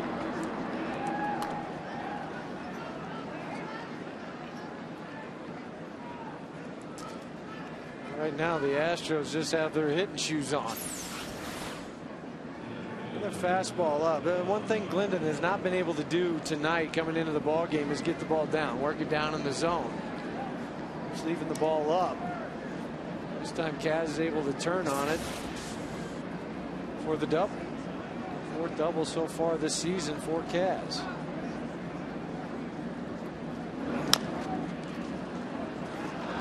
And they're not going to get him out there on Bourne. No way. That's going to turn into an infield hit and an RBI as Hampton scores. Well, once Glendon missed the ball, you knew it was going to become a foot race, and the way Bourne can get down the line, you know it's going to be a hit.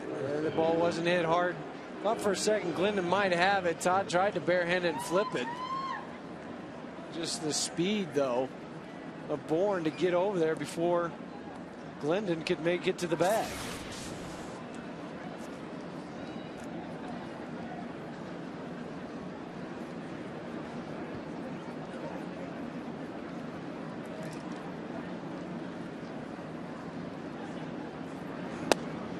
Lance Berkman from the right side. Berkman 2 for 2 and a walk against Jason Marquis. Lance is a little bit better from this side so far this year, hitting 216. He's across the Mendoza line now with 2 hits tonight. He's at 202.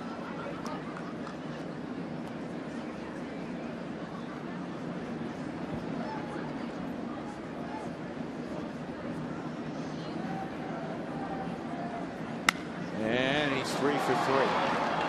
Wow. You know, the Rockies pitching staff in the month of May till tonight had the lowest ERA in the National League. They're getting battered around tonight. First Marquis, and now Glendon Rush. Well, Jason Marquis' ERA jumped from 3.92 to start the ball game up to 5.40. If your windshield has any damage, as we tell you any night, we know who to go see. Go see our friends at Elite Safelite Auto Glass, 303-287-5000 or safelight.com. Carlos Lee at the plate. 15 hits. Or is it 13? 15. 15. Yeah, you were right the first time. I thought my eyes were deceiving me. 4 in the first, a 1-2-3 second for Marquis. 3 runs, 5 hits in the third. There's another hit. And here comes Pence to the plate with the 12th run. This has gotten ridiculous. Carlos Lee is 3 for 4. That's RBI 27, number 27 for Lee. They're hitting it hard. They're hitting it soft. They're hitting it just everywhere tonight. No home runs tonight. Yeah. For Houston. They're 9 of 13 with runners in scoring position. Well, that's the big number.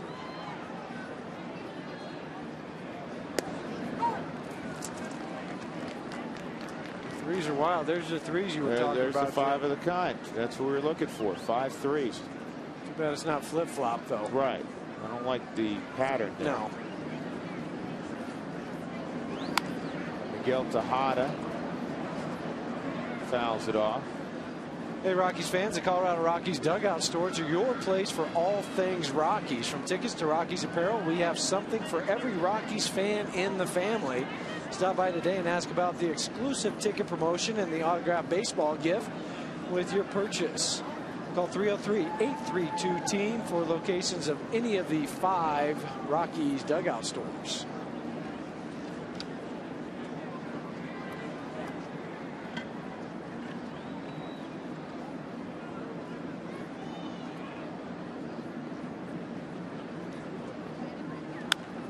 Tejada hits it in the air to Spilborghs in left.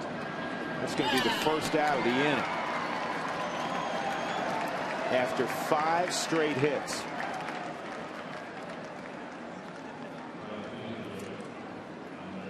That'll bring up Hunter Pence. He's 2 for 2 in a walk.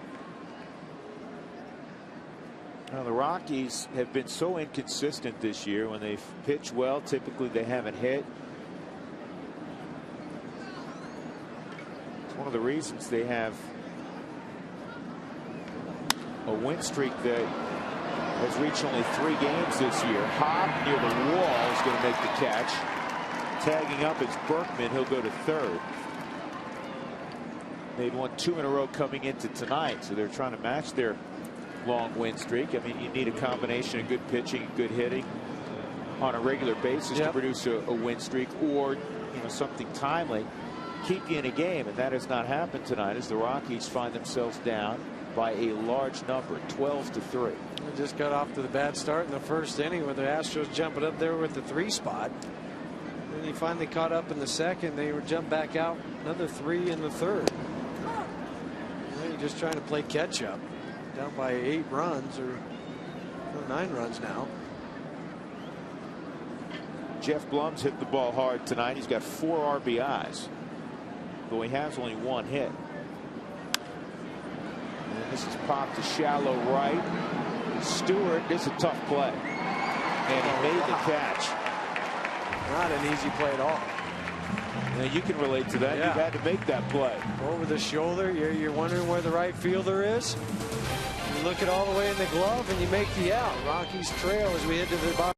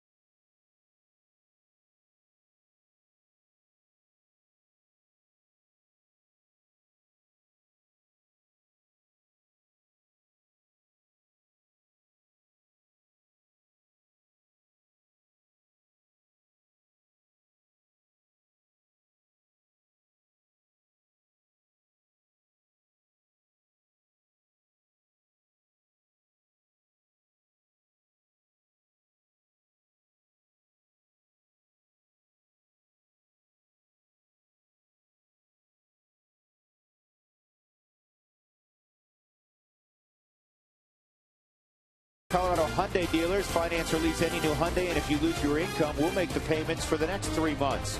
By Geico, 15 minutes could save you 15% or more on car insurance. Visit us at geico.com or call 1-800-947-AUTO.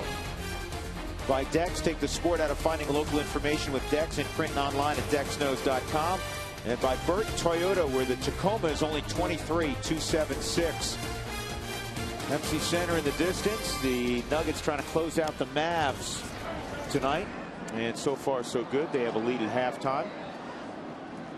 1-1 the count on Glendon Rush, hitting for himself here in the 5th inning, to be followed by Dexter Fowler and Troy Tulowitzki. If you're just joining us, Jason Marquis did not have it tonight. He went 3 2/3. He gave up 9 runs on 10 hits in a matchup with his former Atlanta teammate from 2003, Mike Hampton.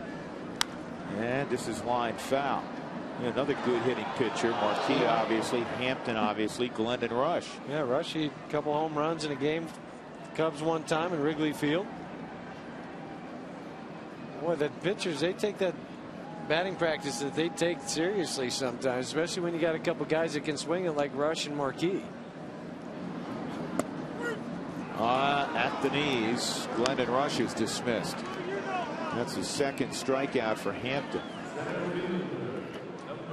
Hampton in his career 17-10 at Coors Field. I think that may catch some people by surprise, because all they remember was the bad. Yeah, and the record, the 21-28 record with the 5.75 ERA career for the Rockies. You know, he has the second most wins of any left-handed pitcher at Coors Field to Jeff Francis. Dexter Fowler had a bloop single his last time up, stole a base. He's won 70 ball games against his 43 defeats in a Houston uniform with a 3.45 ERA. That's why he's in his second tour with them. His last 9 ball games with Atlanta last year, he pitched at least 6 innings in every ball game. And part of the reason why Houston got him, they remember what he did in '99, going 22-4, finishing second in the Cy Young to Randy Johnson that year. And this is popped up. Kaz Matsui saying it's mine. And it is. 2 outs. Time for our Dex. This date in history. May 13th. Did that say 2009? What does that say? Can't be too. All right. 1993 is the date. George Brett hit his 300th career home run. He joined Henry Aaron, Al Kaline, Willie Mays, Stan Musial, and Carl Yastrzemski. Yastrzemski is the only players with at least 3,000 hits and 300 home runs.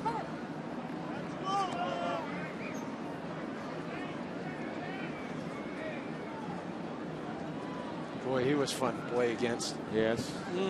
I would imagine he would have been. He was, just because of the way he played the game. Tulowitzki bounces one to third. Blum cuts it off, and the Rockies go quickly and quietly. 8 in a row set down by Mike Hampton. 5 innings completed. Coors Field, 12-3 Houston.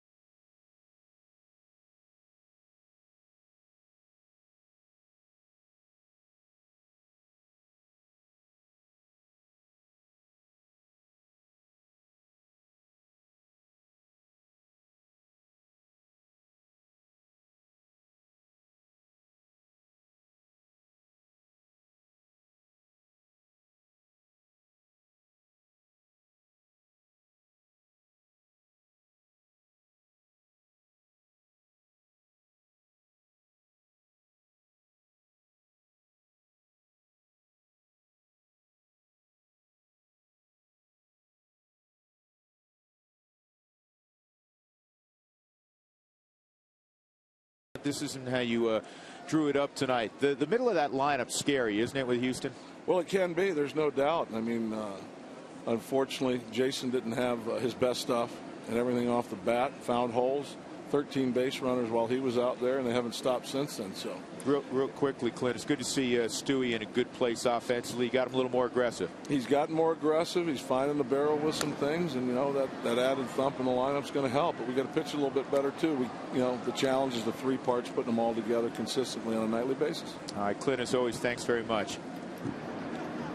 Roberto Quintero with a 1-strike count, and now a 2-strike count. Well, it just really echoes what you said about an inning and a half ago or inning ago about all three pieces have to be there on a consistent basis, and I think that's the thing. They've been consistently inconsistent. Thus, 5 games beneath 500. And on the swing, Quintero is gone.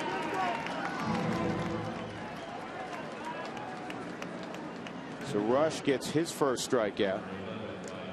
Well, high fastball from Glendon Rush. Quintero tried to hold up on the side to get a little bit better angle, and exactly what both the home plate umpire and the first base umpire, Charlie Relaford, are looking at.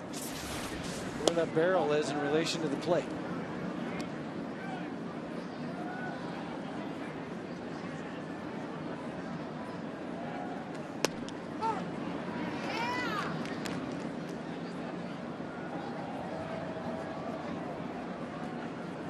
Ball, 1 strike on Hampton. He singled and scored last inning, 2-1. The Rockies fans, purchase your green pack and help out the environment while enjoying a day at the ballpark. You get 2 tickets for only $20 and $5 of each. Packs sold will go to our Wood for Wood tree planting program. Available during the July and September green weeks. Go to ColoradoRockies.com to purchase a green pack today. Mike with 15 career home runs back in 01. He had 7 and drove in 16 while hitting .291 with the Rockies. And this one is going to be a base hit for Hampton as well. 2 hits tonight. Mike's best year, he hit .344. That was 02 with the Rockies when he hit 3 home runs. I think Glendon would like to have this one back. Usually a pretty good fielding pitcher. He gets down on it and the ball just skips on him. Thinks it's going to take one more hop. Didn't get the glove all the way down. Went to stab at it and just went underneath his glove, and then it kicked up off the edge of the mound. Looked like that caught right the edge of the grass. It caused it just to skip instead of hop. You know what they don't have in the media guide, we'll have to try to figure out Mike Hampton's career pinch hitting numbers, because he's been asked to do that a fair amount in his career. 0-1 on Cavs. That's up high, 1-1. It's nice as a manager to have that guy, that pitcher that can do that. Well, it's almost like an extra bench player. And this is bloop down the left field line. It's going to drop. Hampton stops at second, and it's like Clint described a moment ago. I mean, they've hit plenty of balls hard tonight. Make no mistake about it.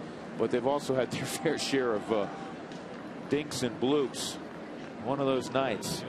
Time for the Home Depot doing more on defense. Play of the game defensively for me, Ian Stewart. How about that sliding play to at least get the fourth? The Rockies very nearly turned the double play on Jeff Blum. Home Depot doing more on defense. Michael Bourne takes a strike.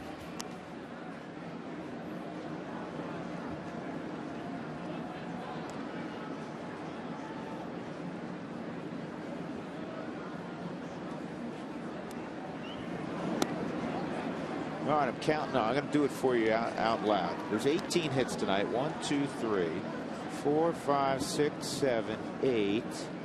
You can count all the way to 9, 18? No. 10, 11, 12, 13, 14, 15 singles. Okay. Didn't know where you were going with that. 15 singles. Well, and some of them have been hit hard. Most of them, though, have been seeing eye singles. The last one we saw from Kaz, a jam shot down the left field line. Mike Hampton off the mound.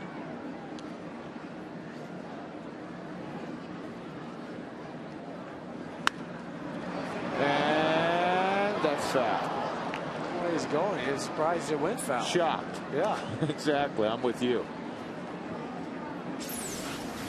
Bourne, the backside goes out, just tries to flip it. Two-hand shot down the third baseline. Larry Vanover right on it. Hyundai Cam will show what I'm talking about. How that backside goes out. Does not keep his legs underneath him at all. Fooled on the pitch. Did go foul. 9 for 16 runners in scoring position. A comebacker rush to Tulowitzki. They double him up. Nope. That's about your best chance to double up Bourne. A fairly hard comebacker. 2 outs, runners at first and third. Linden was a little bit slow getting rid of this ball. He just wanted to make sure that he caught it. Threw it right on the inside or outside part of the bag, and then Troy got rid of it quickly. It just goes to show you how quickly Michael Bourne can get down the line. Oh, well, that was close. I think they might have got him. Berkman, a perfect night. 3 singles and a walk. He scored 3 runs and has knocked 1 in.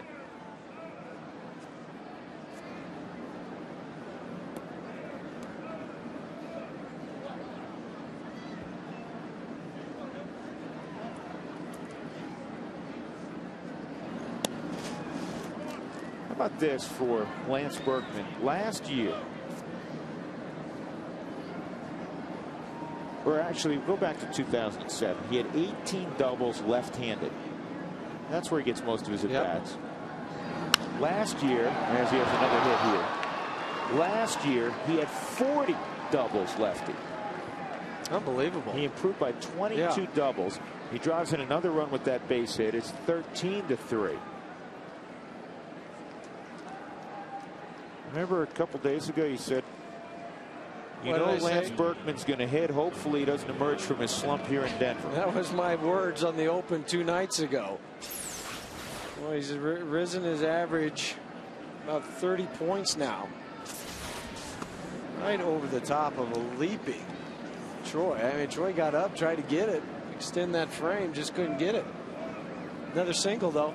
That's 16 now. 16 out of their 19 hits have been singles. To prove that they track everything, Huey, in the game of baseball, in 07, Lance Berkman hit 129 fly balls. In 2008, he hit 129 fly balls. Now, that doesn't mean that they were all out, that the trajectory of the ball was a fly ball. Yet he had 40 doubles versus 18 left-handed 1 year to the next. That's for everything. That's what happens when it's a 13-3 game.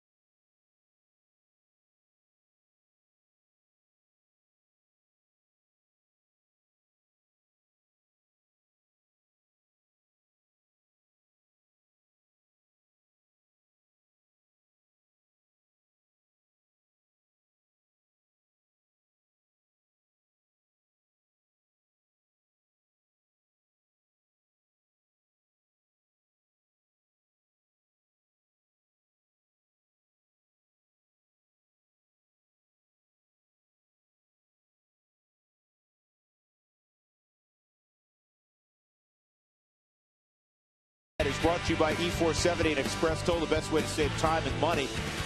Tomorrow afternoon is Getaway Day.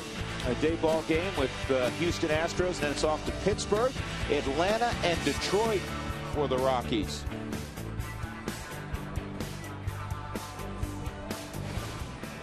(13-3). Houston, a little payback from last night when the Rockies won 12-1. But there is time. The Rockies' 4th of July of a year ago, still fresh on their minds when they came from 9 runs down to beat Florida. Todd Helton 0 for 1 and a walk. That's out of play. So Doug did a little research for us, and he looked up Mike Hampton and his career pinch hitting numbers, because we were talking about that. Yeah. This surprised me. Mike's only been asked to pinch hit 10 times. I thought he got 10 pinch hit at bats a year with the Rockies. And he has 1 career pinch hit. That's shocking. Yeah, I guess 11 times because he walked 1 time.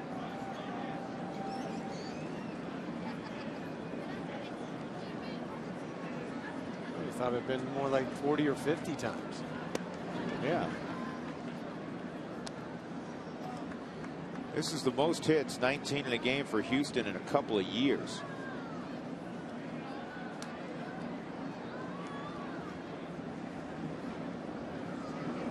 Two-one on Todd, and he rifles this one to center field for a base hit.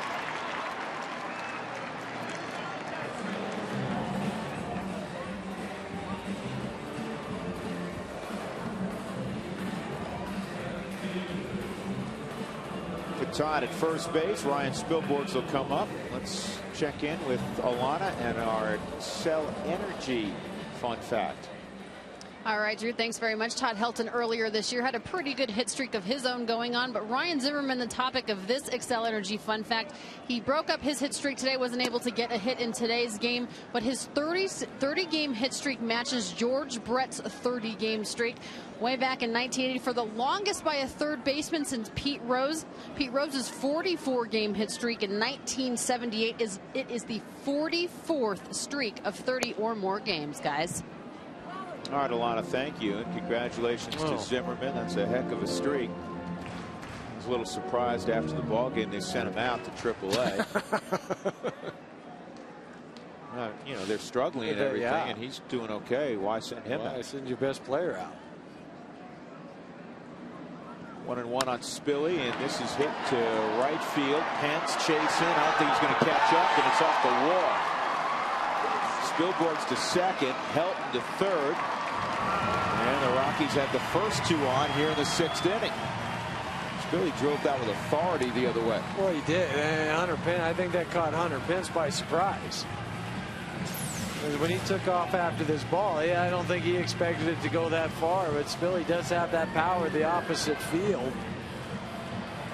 Pence is playing in a few steps. That ball halfway up that wall. Takes off after it pretty hard, realizing, you know what, I'm not going to get it. I'm going to have to play it off the wall. We've seen that ball carry him off that wall already on this homestand, come back when Todd hit his triple the other day. That one hit the padding.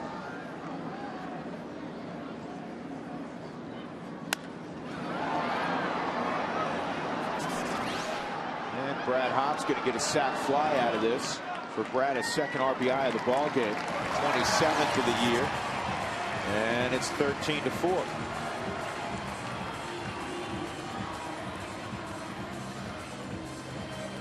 You know, don't change your fundamentals. No. Coaches talk about that all the time. Just because you're down 10 runs, don't say, all right, I'm going to hit a 3-run home run here. No, you got to continue to play, because if you don't, then you start to get out of whack with your swing and you start to play selfishly. And you got to continue to keep that in your mind, that I got to stay into this ball game. And that's what professionals have to do. And that's what Garrett Atkins is trying to do, trying to grind his way through one of the worst slumps of what has been a fabulous career so far. Rocky Alberto Arias is throwing. Garrett's 0 for his last 22 at the plate. Hit the ball sharply his first time up, but it turned into a 6-4-3 double play. And when you're 0 for 22, you're typically behind in the count quickly. 0-2. Yeah. Yeah, and you see it all the time, guys. Pitchers just seem to have that knack. You're always fighting uphill. The thing about it, too, is watching Garrett during batting practice, that ball's all over the place. Line drives here and there. It just hasn't clicked in the game yet. What it takes sometimes is those games that we're seeing tonight from the Astros, the couple of balls that go over the infielder's head, broken bats, to get you onto that roll. And I would imagine, Huey, when you're in a slump like this, and then, you know, invariably your manager is going to give you a day off, you probably don't want a day off because you know you're not going to get a hit then that day. You can't. Your average isn't going to go up. That's for sure. Can't get out of it sitting next to the skipper, but it's also a team game. The skipper's saying, all right, I got to put somebody in there that maybe is going to have a better day right now than somebody who's struggling. But Garrett will get out of it. He's too good a hitter not to. He will. You just look at the back of the baseball card and it'll show you what kind of hitter he is. Yeah, he's hitting 198 right now. See what he's at the end of the year. It's not going to happen this at bat. He's gone on an off-speed pitch.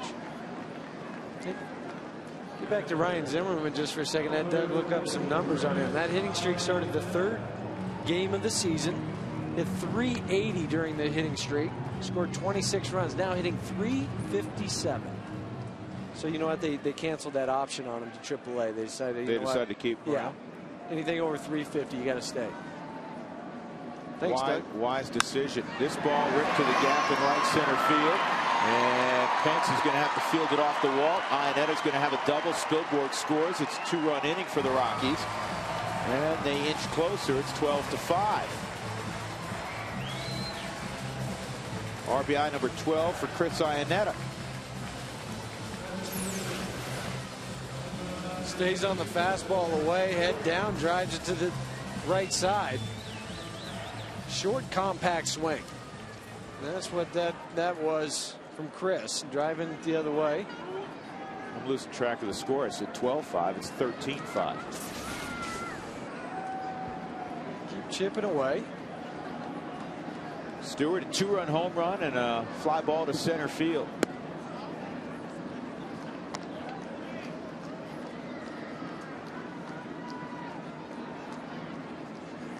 Mike Hampton's going to walk off this mound today and say, you sure they plugged in the humidor? Yeah. It felt like old times for him.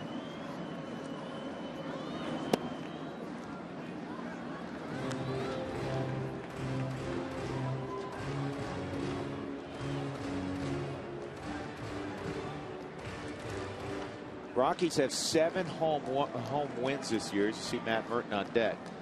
In 5 of those 7 home wins, they've scored at least 10 runs. The old line, feast or famine applies, Huey. It really does. Maddening thing for Clint Hurdle. Don Baylor, the hitting coach, talk to him every day. And if they had the answers to try to figure out what was going on, they'd certainly be giving it to him. All they can do is give him the advice of how to go out there, how to approach the hitter, and have a game plan.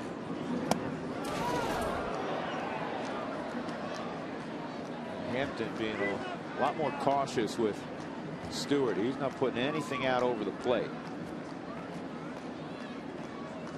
Well, they know the numbers that Ian's done against left-handers.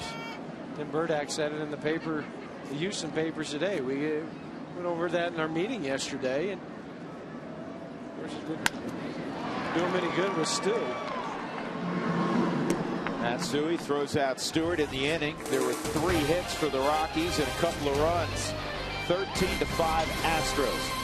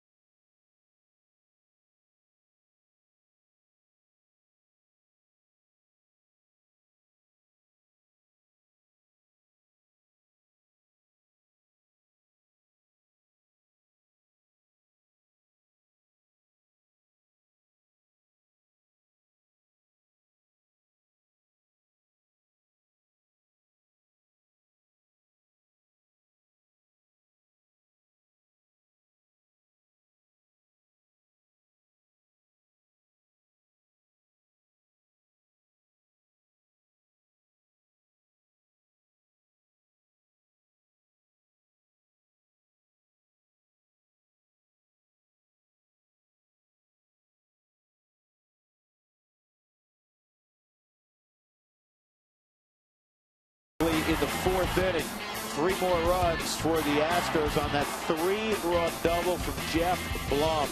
And they would continue to add on from there. Our Nissan momentum shift of the game.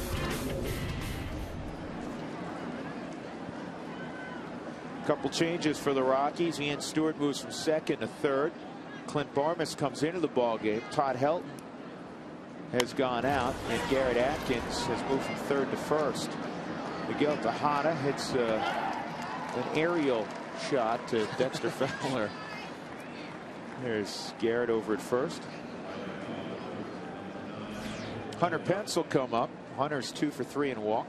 Yeah, looking at tomorrow's ball game now. It's not over yet, folks, but you get Todd Helton out of the ball game.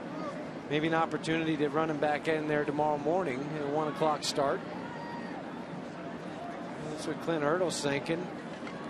Wandy Rodriguez, the lefty, out on the mound tomorrow. Might see a few other guys out there. Well, the Rockies, we talked about it yesterday, Jeff.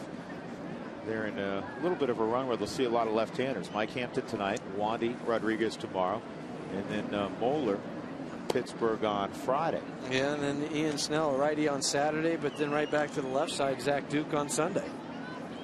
You'll see a lot of change-ups over the next few days. Wandy Rodriguez throws one. Moeller. Zach Duke has an excellent change-up. Yeah. Always going to be interesting with Wandy. He's always had the good arm, just never really put it together. But his ERA now this year below 2. Most consistent pitcher, along with Oswalt for the Astros this year. Yeah. He's one of those guys that Houston just never seems to score a run. No. When Wandy's on the hill. 3 balls and a strike on Pence. This ball's roped to right field deep, and this is off the very top of the wall. And Pence running all the way, which is smart because the way Hop throws, and as quickly as that ball came ricocheting down, had he not run hard, Hop would have had a chance at him running to second. Double number 7 for Pence. Man, he's had a large night. Well, yeah, that ball was just lathered now. The 3rd hit on the night for Pence. Brad played it off the wall perfectly. He waited for it, kind of deked the runner just a little bit, but when he went to throw, didn't have the grip on the baseball.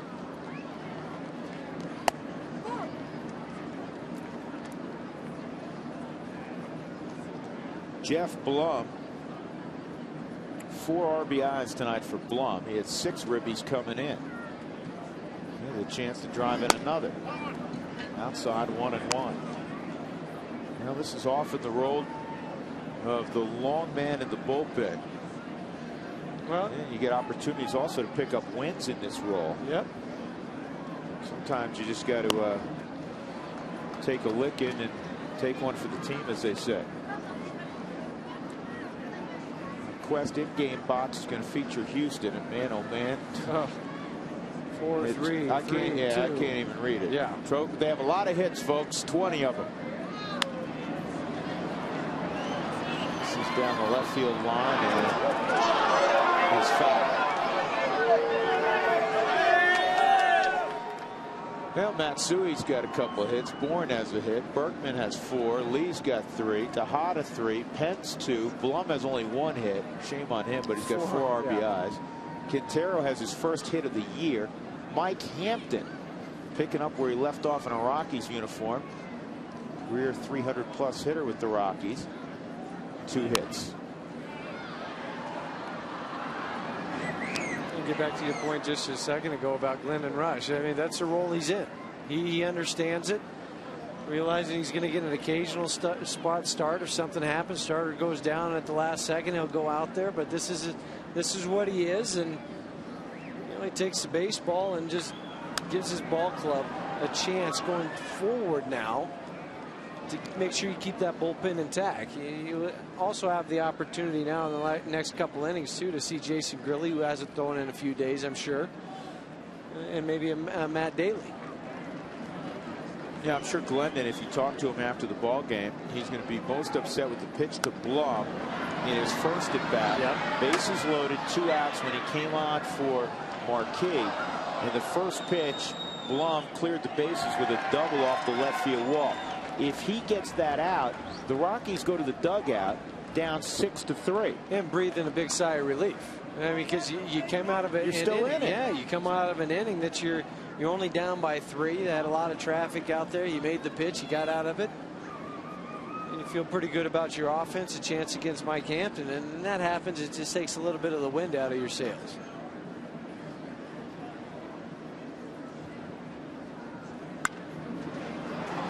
That's a fair ball for Blum. And he's going to have his 5th RBI as Pence scores back-to-back doubles.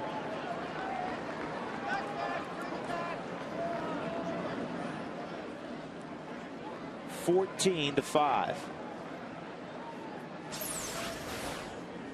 Just hit it, and he stayed on top of that curveball. Ian Stewart's off the line just a little bit, but doesn't matter. That ball was hit hard. Larry Vanover right on the call.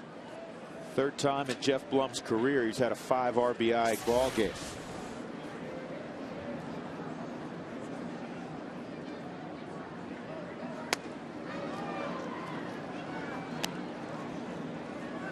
When you hit the 8 hole and you're up for the 5th time in the 7th inning, your team has done a lot of damage. Their collective batting average is going to go up about 10 points. Mike Hampton would be up next inning. Jason Michaels has grabbed a bat and come to the on deck circle.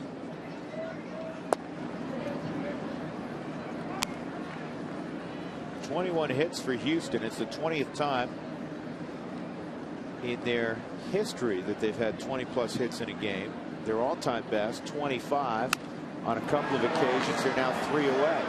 Quintero will have himself a double. 3 doubles in a row. They were getting tired of all the singles. And it's 15-5. Glenn Hurdle's going to come out now and make a double switch. When we come back, we'll sort it all out for you. Rockies down by 10.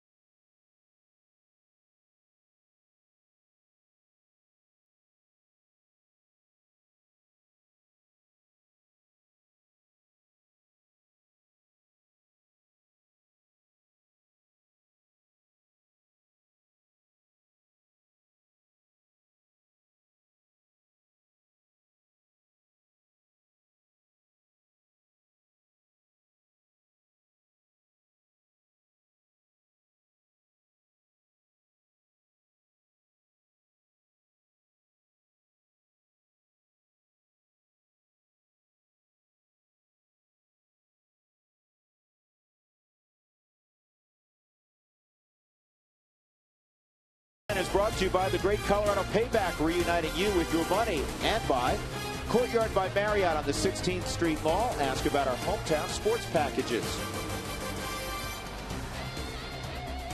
Now the Rockies have made a double switch. Matt Merton has come in, and Brad Hobbs come out of the ball game because Ryan Spilborg has crossed over to right field. And Jason Grilly's on the mound. This call to the pen brought to you by Comcast. Warm up to unlimited local and long distance. Call 1-800-COMCAST. Glendon Rush in 2 2/3 has given up at least 6 runs. He's responsible for Quintero at second. It was a rough go for Marquis, and honestly it was a rough go tonight for Glendon as well. 12 hits. against Rush in 2 2/3. That's not easy to do. It's not, and some of the balls weren't hit hard. They just found holes, but 12 hits is a lot on top of the 10 that Jason gave up. Here's the veteran Michaels at the plate, former University of Miami star. And Jason takes inside ball 1. He's hitting in Mike Hampton's spot.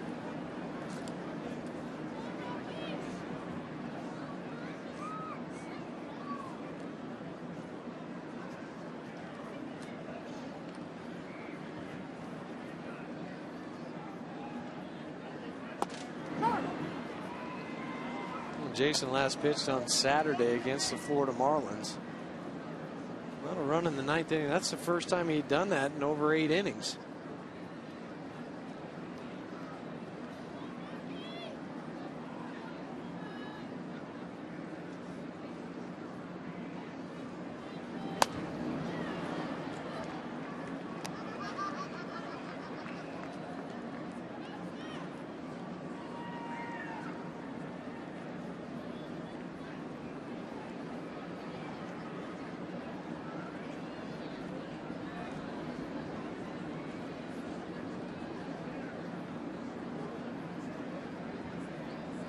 One and 2 on Michael. Sliders outside 2 and 2.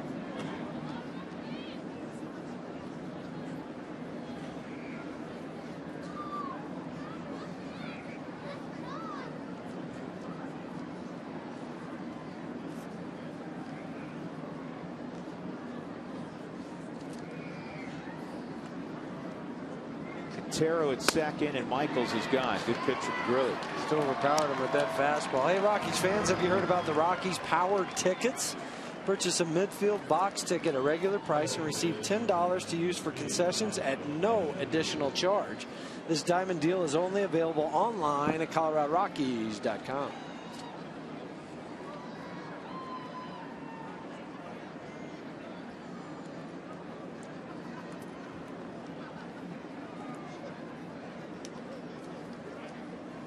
Kaz Matsui at the plate again. Kaz 2 for 5. Swung on and missed. Mike Hampton out of the ball game. He's on the plus side, obviously. 6 innings, 5 runs, all of them earned, 7 hits, couple walks, 3 strikeouts. In his 3rd performance at Coors Field since leaving the Rockies after the 0-2 season.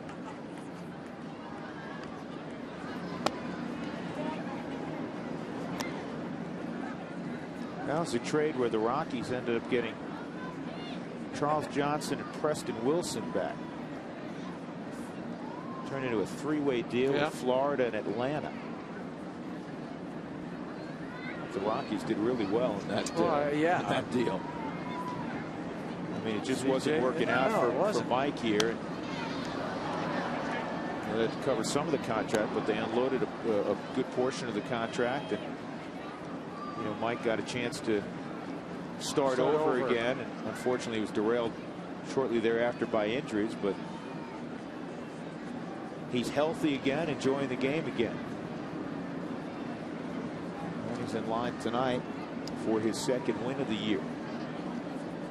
1 and 2 on Matsui. And Grilly gets a slow roller, and Atkins gets in the baseline and tags out Matsui. 2 more runs for Houston in the 7th. They have 22 hits and 15 runs.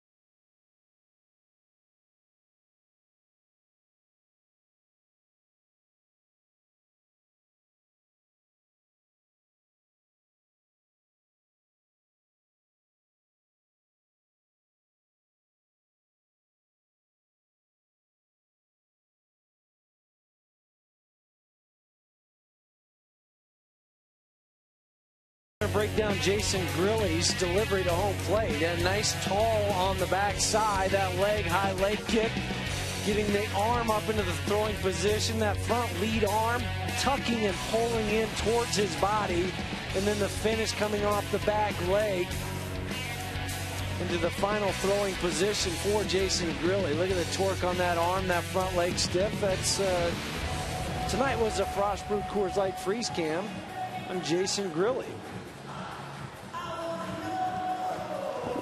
And Jason Michaels is now in left field. El Caballo. Carlos Lee is out of the ball game. A new pitcher, Alberto Arias, who was with the Rockies for a couple of years, primarily in their minor league system. And last year, he pitched decently in a Rockies uniform, but had to make a move, and he was placed on waivers and claimed by Houston. This will be his 5th appearance of the year. And so far, so good for Alberto. He's got a good arm. He really does. He can get it up there 93, 94 miles an hour, change it up slider. 93 sink. And Alberto is just 25, so some upside for him. This ball's hit pretty well right center field. And Bourne is going to outrun the baseball. That's all he did, too. I mean, Bourne plays shallow. We talked about in last night's broadcast how shallow Michael Bourne plays.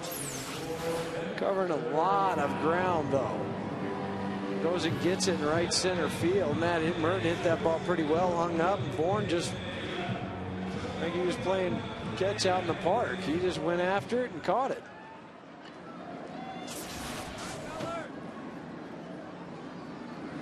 Dexter Fowler's 1 for 3. Had a single in the 3rd inning. Didn't pull the trigger. It's in there for a strike. You know, earlier we were talking about the Houston Astros farm system and the fact that it has really not produced many prospects the last few years. And you look around and you see, okay, Carlos Lee starts in left field. He obviously was not raised with Houston. Michael Bourne came from Philadelphia. Hunter Pence did come through the system. That's a pitch that has given a lot of people problems, and of late it's given Dexter Fowler problems. So that's 2 outs. Jeff Blum has been with Houston before. Miguel Tejada, obviously out of Oakland. Kaz Matsui, signed by the Mets originally. Lance Berkman came through the system, but it's been a number of years now. Pudge Rodriguez is, you know, a late sign this year.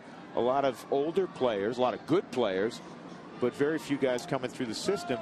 And their overall minor league system a year ago had the lowest winning percentage. I know winning isn't paramount in the minor leagues, no, but it's important. It is important, and they were below 400 system-wide. That's really tough to do, and that just shows you some of the problems that Houston has had. Oh, man, that's up and in on Tulowitzki.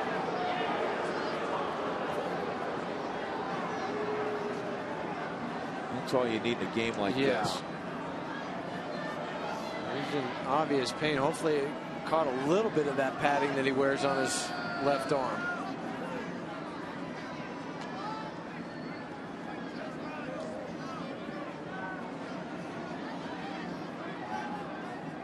Let's take a look on the replay. See, that ball just chases him up and in.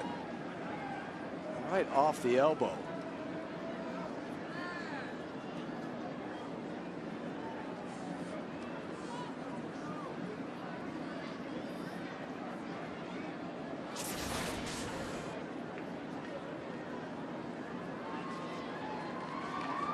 Take him out.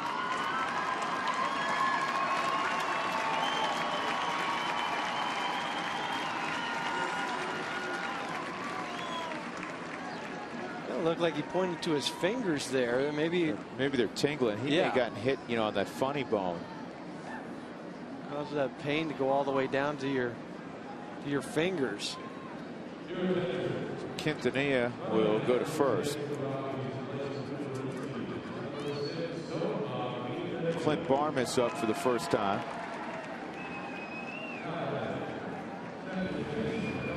Todd Helton, while he was in the game, was 1 for 2 and a walk.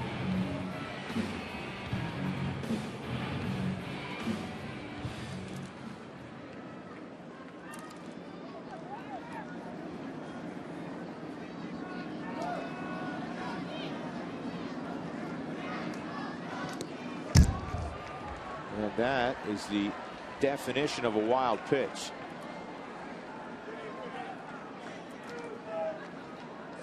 That wasn't even close.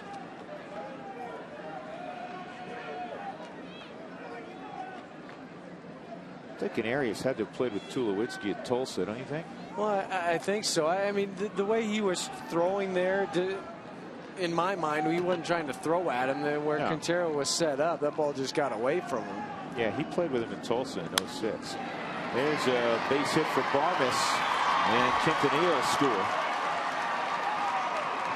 Go for Clint Barmes. He picks off his 12th RBI.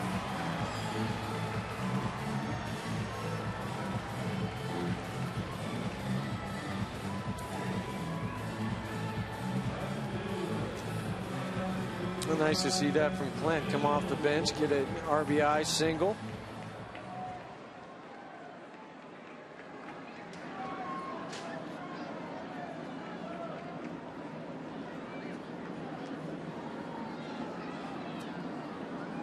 Spilborg's at the plate. Spilling takes the ball. So Smith's grabbed a bat. Pitcher spot due on deck next. There's Seth. Even in a 15-6 ball game, you still have to take your at bat seriously. And Spilly is going to have himself an infield hit off of Arias. 3-hit night for Spilborg. All he's missing is a home run for the cycle. And Clint Barmes off and running. He was just going to go stay out of the double play, and that ball off the glove of Arias. Grilly's going to hit for himself. The Rockies want him to get another inning of work.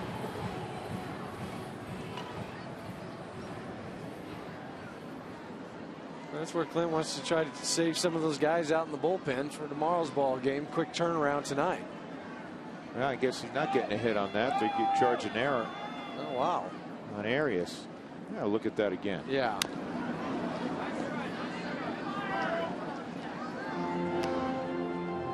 That ball was hit hard. By the time Arias ends up in front of the rubber, he's only about 55 feet away.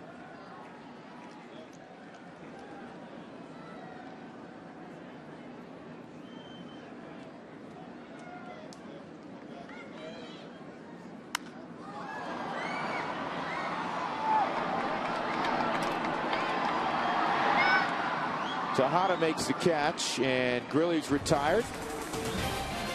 In the inning, the Rockies got a run on the base hit by Barmes.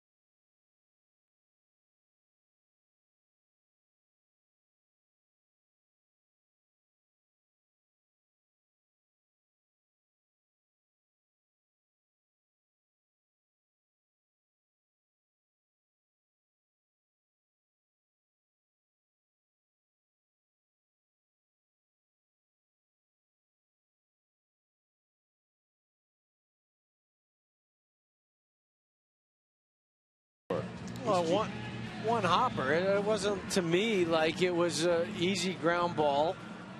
by the time he throws, it goes off his glove. It really, he put his glove down there. Just that's where his motion went. I'm not so sure it didn't go off his forearm. I mean, you're finishing your windup, and you got to stab at a ball. I think that's an infield hit. I think it is too. Just from where Arias ends up, he's not 60 feet away, and even if he was, that ball was still hit hard enough that your reaction times are just a millisecond.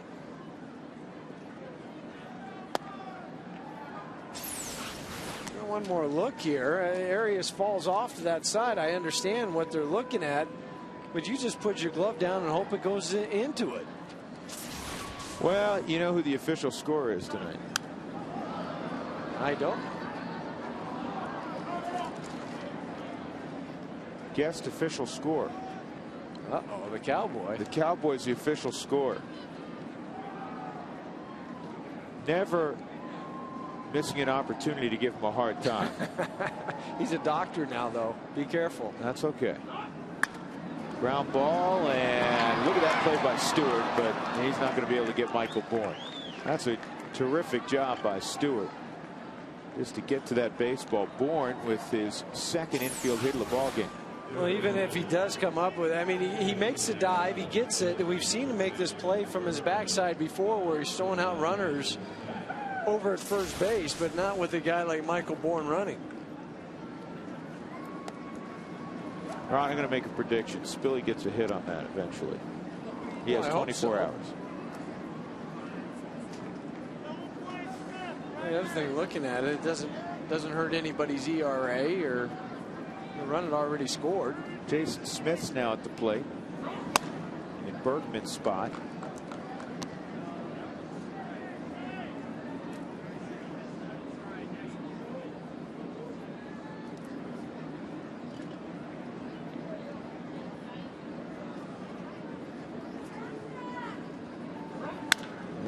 Smith grounds to Atkins. There's one. Quintanilla to first, trying to hit Grilli, a moving target. Smith got up the line.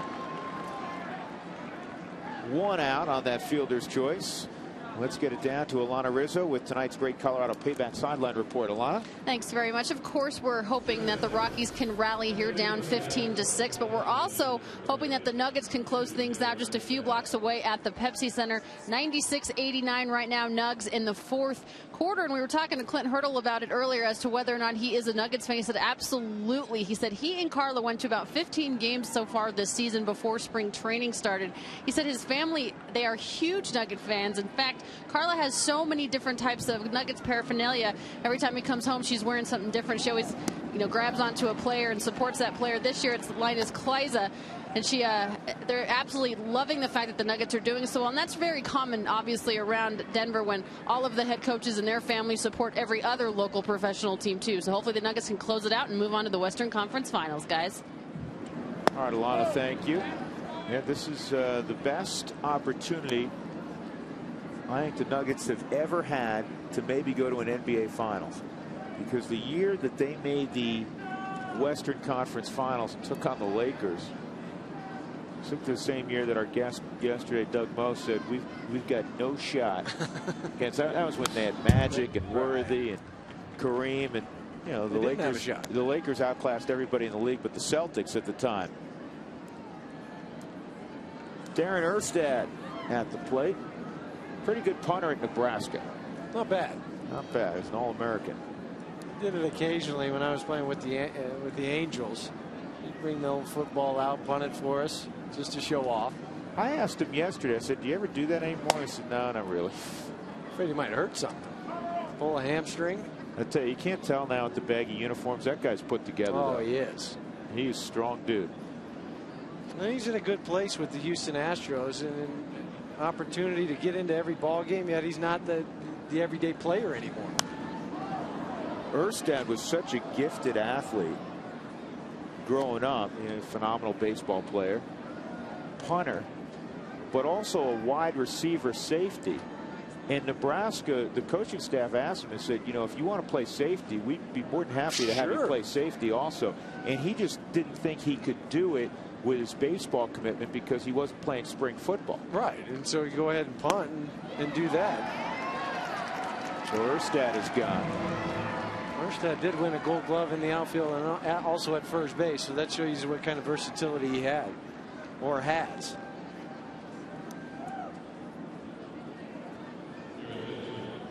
And now batting for Tejada.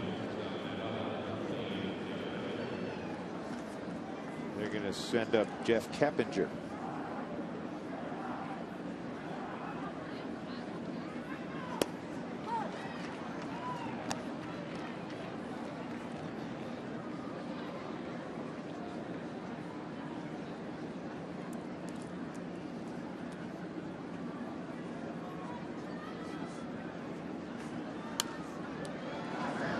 Keppinger fouls it back. 2 outs in the inning.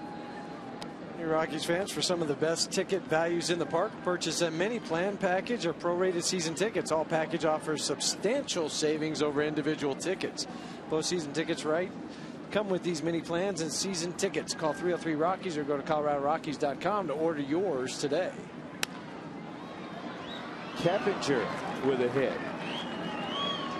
And that is the 24th hit of the ball game, and now they're within 1 of tying the team record. Yeah, team record 25. They did it once back in '76 against the Atlanta Braves, and then about 2 months later in '76 against the Cincinnati Reds, they had 25 hits again. The thing about this, they're going to do it. Well, you know what? Let me correct myself. It's still the 8th inning. They're going to get another at bat regardless of what happens here, and Hunter Pence has 3 hits tonight.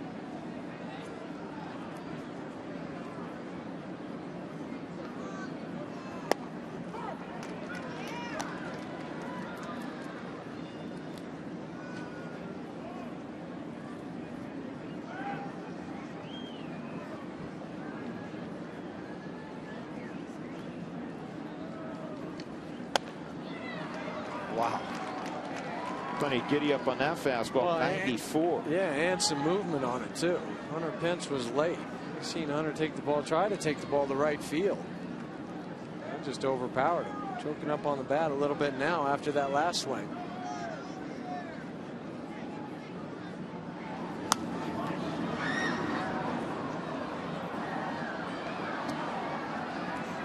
Jason Marquis went 3 2/3, gave up 9 runs on 10 hits, walked 3, struck out 1. Glendon Rush 2 2/3, 6 runs, 12 hits for Rush. And now Jason Grilli.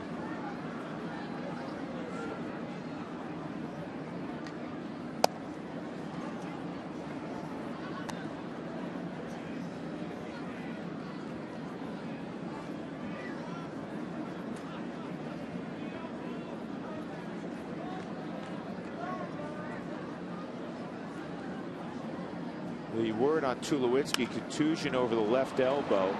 No x-rays have been ordered for tonight. They'll reevaluate him tomorrow. So well, that's a good sign. That is a good sign. I mean, if there was any question that you know, there was any sort of structural damage, they'd do an x-ray tonight. They're not going to wait till tomorrow. They'd go right over there and get it taken care of to see what's happening. But I think what you hit right off that funny bone, which goes all the way down to your hand. Your hand goes numb, your fingers are tingling. It's a scary proposition. And now they get him inside, try to get the swelling out so he can bend the elbow tomorrow. Key is, how is it going to feel when he wakes up tomorrow morning? Not good. Yeah. And then, as I mentioned earlier, a quick turnaround with the day game tomorrow. But he's young. Has that on his side. He does. That always helps. Did you ever find, Huey, when you had something that was swollen, then you get on the plane, you know, and it'd swell up a little bit more? Off the end of the bat, shallow left field. Here comes Merton, and he makes the catch. 2 hits, 2 left in the inning. It is 15-6 Houston.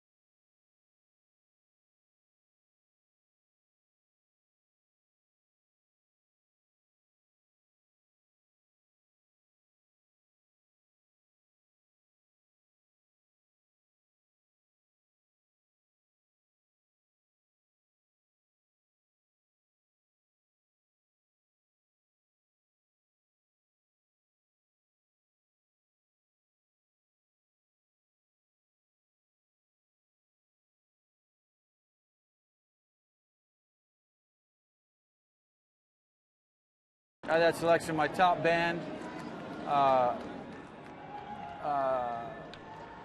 And then Chris Cornell's my favorite voice, and I can't leave out Pearl Jam. So that's my ball. If I had to choose a little to be it that I could only listen to, that would be it. And now you have the musical taste of Jason Grilli. Here's Garrett Atkins against Wesley Wright. That's driven foul and out of play. 1 ball and 2 strikes. Wesley Wright did such a good job for them last year. More on him in a moment. Some of the changes. Jeff Keppinger stays in at short for Tejada. Jason Smith at 6'4" at second base. Darren Erstad is at first base. Jeff Blum still in the game at third. And Wesley Wright on the hill. So good a year ago. He's off to a rough start this year, though he's able to strike out Garrett Atkins. They're going to have to get the out at first. Well, he's the 08 Rookie of the Year for the Astros last year. 4-3 with 1 save and a 5.01 ERA and 71 relief appearances. But this year in 10 1/3 innings, he's given up 19 hits. And obviously a bunch of runs, but it is early. Yep, and most of that damage has come out onto the road. At home, 1.69 ERA. Out on the road, 14.40. Chris Iannetta, an RBI doublist last time up.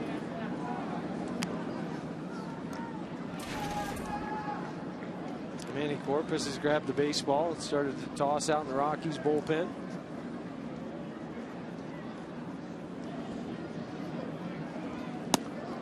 Iannetta didn't pull the trigger. It's in there. 1 ball and 1 strike. Wesley has a fastball. 88 to 94 miles an hour, right? It sits right around 90, 91. And then the hard slider.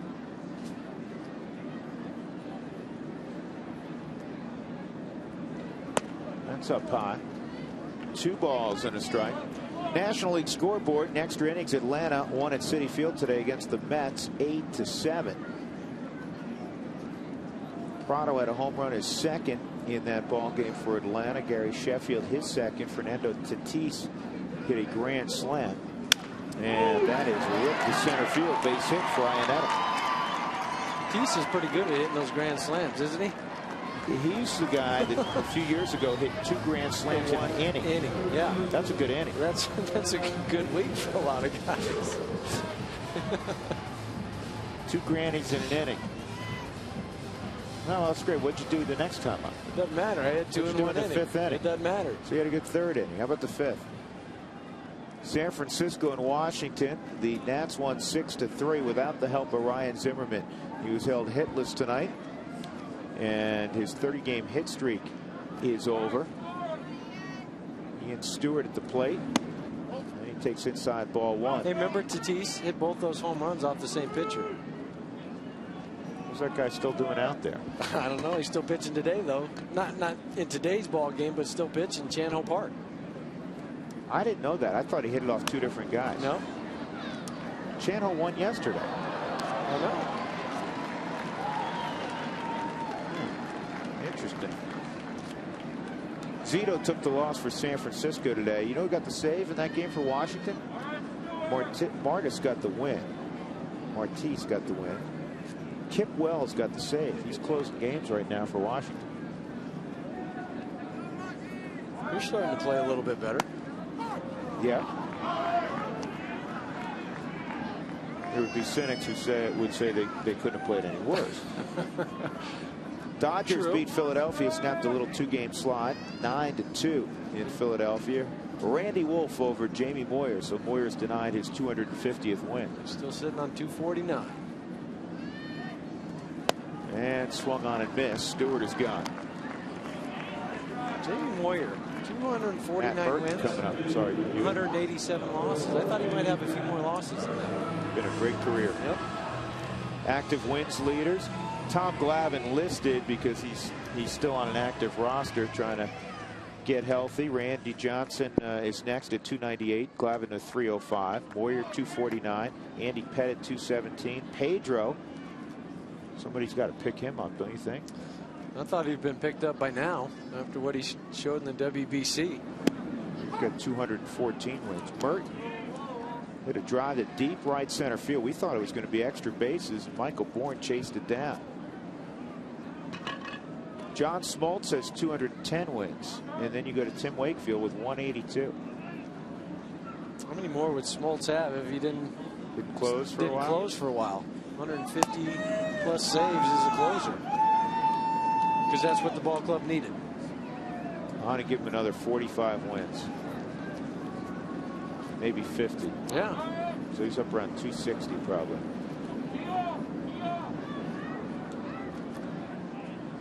Am I allowed to arbitrarily do that?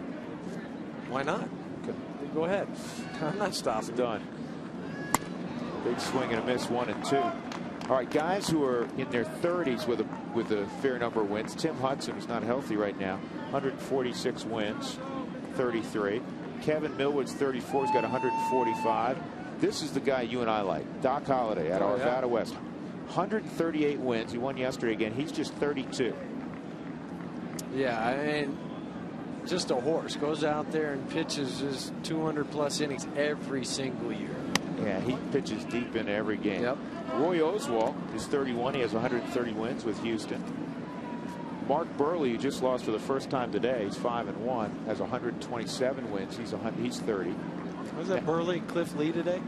Yeah, Cliff Lee finally won. Cliff Lee's pitched good baseball. Just Cleveland hasn't scored a lot when he's been out there. 2-2. And did Merton go? No swing. 3-2. All right, guys under 30. CC Sabathia has 119 wins. He's 28. He's a horse, obviously. John Garland. Okay. Really, he's only 29. No, it seems like he's been. Yeah, he's got 39. Yeah, he's got 109. Carlos Zambrano, big, strong guy, 28 years of age, 99 wins. He's hurt right now. Josh Beckett's 29. He's got 92 wins. And Jake Peavy at 28 has 88 wins. Doug did all that research. Doug, thanks. Nice work, Doug. Merton fouls it back.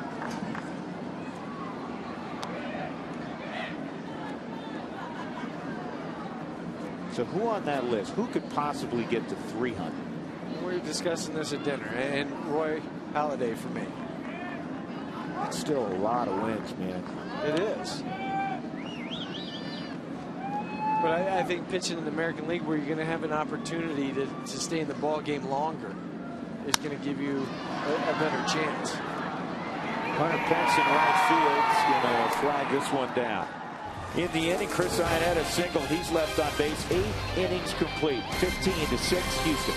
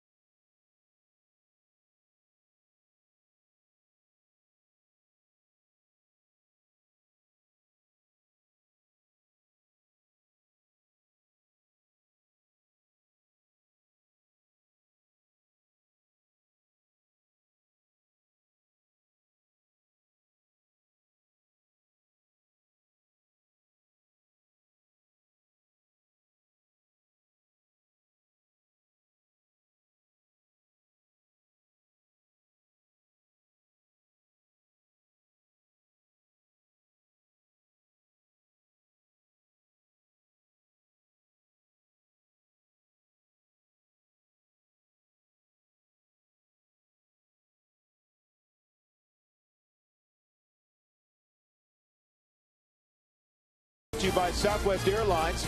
Southwest has low fares with no hidden fees, where what you see is what you pay. By Comcast Digital Home Phone Service. Warm up to unlimited local and long distance. Call 1-800-COMCAST. By Big Brothers Big Sisters. Donate your car and you'll get a free tow and tax break. And you'll help change a kid's life. And by Mike Shaw Chevy Soft, Colorado's crossover and SUV headquarters for 50 years. Visit MikeShawAuto.com. 15 runs, 24 Houston hits tonight. You need not delve into this one any further. Let's check out what's coming up on the postgame report with Tom Helmer. Tom? Well, Drew, after the game, we'll hear what Clint Hurdle has to say about this one. Also, 4 score. We'll look at 3, 4, 5, and 6 in the batting order for the Astros, which going into the 8th inning was batting .722. And also, Mikey likes it. Mike Hampton has to be happy with his return to Coors Field tonight. A successful outing for him and the Astros in this one. Drew?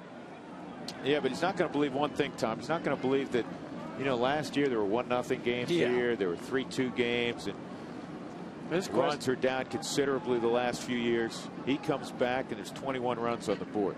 Jeff Blum at the plate to face Manuel Corpus. This question might be, what humidor? Yeah.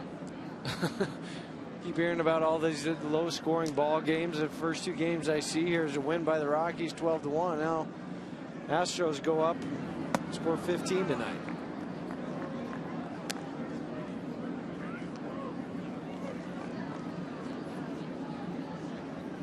Scoreless inning in the third for Jason Grilli.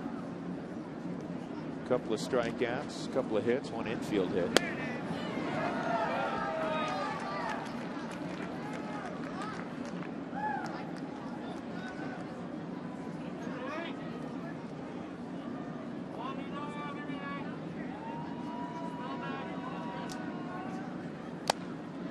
And Corpus strikes out Blum.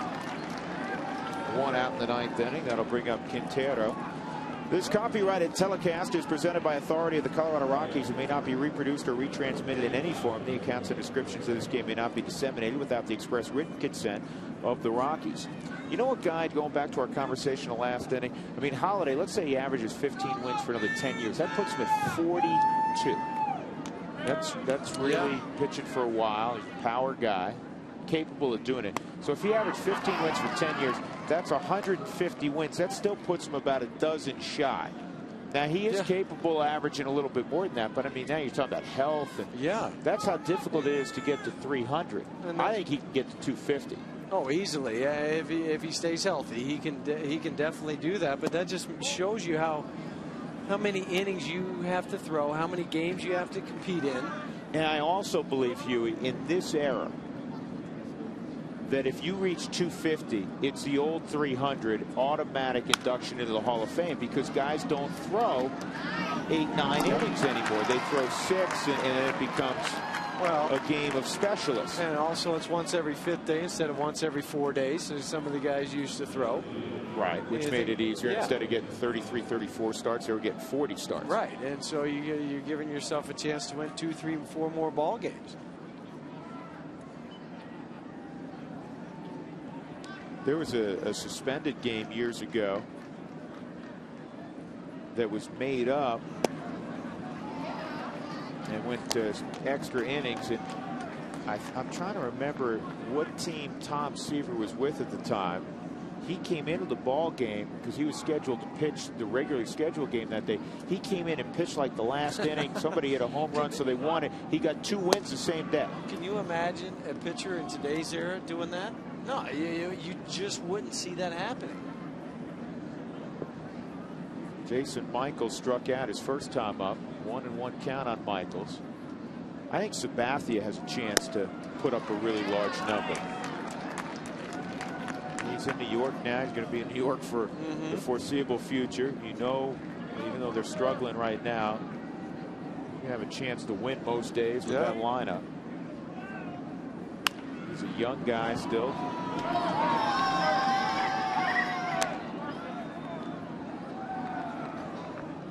It just comes down to being able to compete at an older age. And the desire to. Well, that's what I'm talking about. The desire and the want to compete after you've made all these millions of dollars. You've pitched 10 or 12 years in the major leagues. You're set for life. Your kids are set for life. I mean, what's driving you?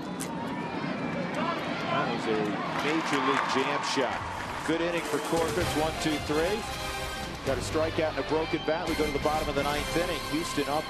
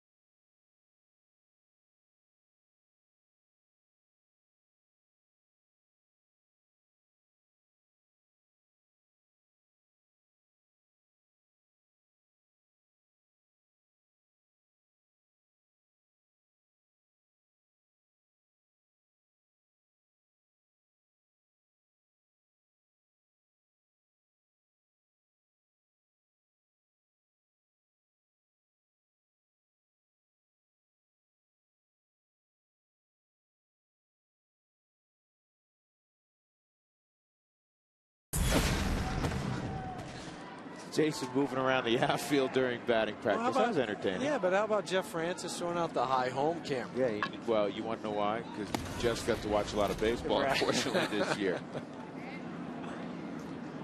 And it wasn't the high home camera. It wasn't. It was mid-third. It's on the third. I didn't even know it's on the third base line. You can tell by the angle. But here's Dexter Fowler. He's facing Jeff Geary, the former Philly. Came in the Brad Lidge trade more than a year ago. 1 ball and 1 strike on Dexter. Omar Quintanilla will be next. Let me finish up that National League scoreboard. On a full night around baseball, Pirates beat St. Louis 5-2. Ohlendorf over Pinheiro. Caps got the save, his 6th. Schumacher hit his first home run for St. Louis. Milwaukee beat Florida 8-6. Inside. Home runs in that game. John Baker is 4th. Chris Coughlin just got called up. Jeff got his first career home run. And Ricky Weeks his 9th for Milwaukee. Ricky was close to hitting for the cycle in that game. Yep. Milwaukee's 20-14. Other than a rain delay in Chicago, 6-4 Cubs leading 8th inning over San Diego. Adrian Gonzalez has hit a pair of home runs. He's got 13. Soriano has 11. Terrio's got 2. He's got 5. And Giovanni Soto is first of the year. Down the left field line, and in foul ground, Michaels makes the catch. Tonight's Land Rover extraordinary play or player of the game, and in this case it's our extraordinary player of the game, Jeff Blum, with a 3-run double there. That broke the game open, made it 9-3. He had an RBI hit later on in the ball game. He also had an RBI ground out. A 5-ribby day for Jeff Blum. 3rd time in his career he has driven in 5 in a ball game. Land Rover designed for the extraordinary. Omar Quintanilla getting set to go. First at bat for Omar. Came into the ball game, pinch ran for Tulowitzki in the 7th inning after Tulo got hit on the elbow by a pitch.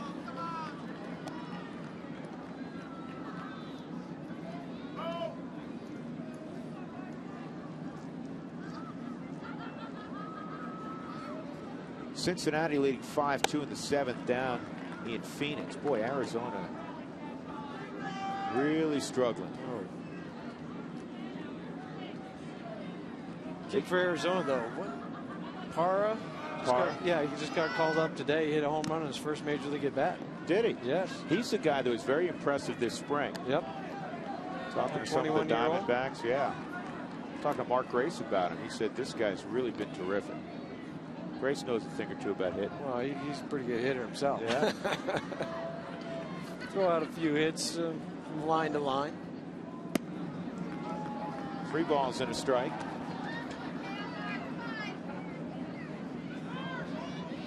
American League, Cleveland shut out the White Sox 4-0. That was the ball game that Cliff Lee beat Mark Burley. Burley's first loss of the year. He's 5-1. Lee's 2-5 despite a 3 ERA.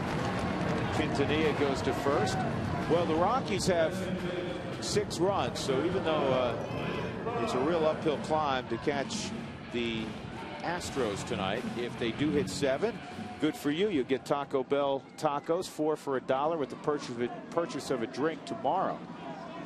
So hopefully the Rockies can rally a little bit here in the 9th inning. Barmes is 1 for 1, an RBI single his last time up. Came into the ball game in a double switch.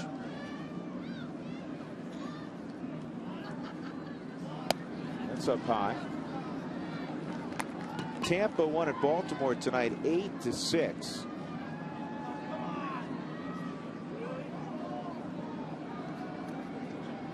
Jeff Neiman, a former #1, got the win there for Tampa. Yankees won in Toronto 8-2. Andy Pettit's 3-1. Texas won in 11 innings tonight, 6-5 over Seattle. Branyan is 8th, Beltre is 2nd. Jojima his 2nd. Josh Hamilton hit another home run. He hit one the other day. Just back off the DL. Yeah. got 4 now. Troy Hawkins is warming up. This is far from a safe situation. Well, I'm sure Dewey Robinson, the pitching coach, just went out there and said, listen, throw a strike. You're up by 9 runs.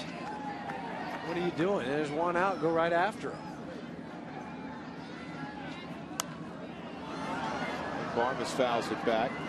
Minnesota and Detroit are still playing. They're in extra innings, tied at 9. Bunch of home runs in that ball game. Brandon Inge his 9th. Miguel Cabrera his 8th. Larish his 4th. Morneau from Minnesota his 9th. Kubel is 5th. Angels leading Boston 7-4 on the West Coast in the 6th. That's not even close. Torrey Hunter is 9th. Mike Napoli his 6th. Jason Bay is 10th for the Red Sox. Tell you what, Jason Bay's putting up some good numbers there for Boston. Big numbers. Yeah.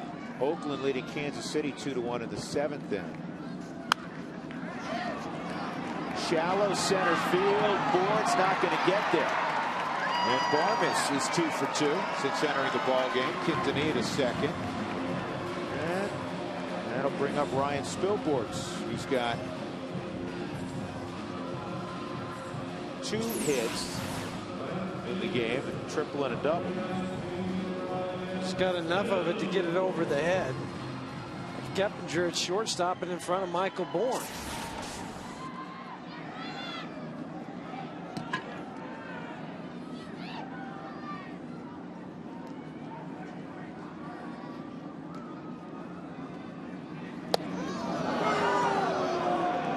This has got to be frustrating for Cecil Cooper. He's like, you know what?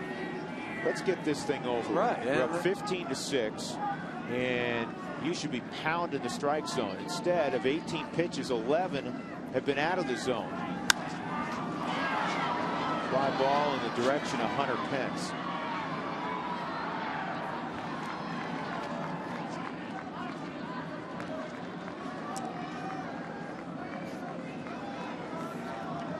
Now Seth Smith will hit. This is in the pitcher spot.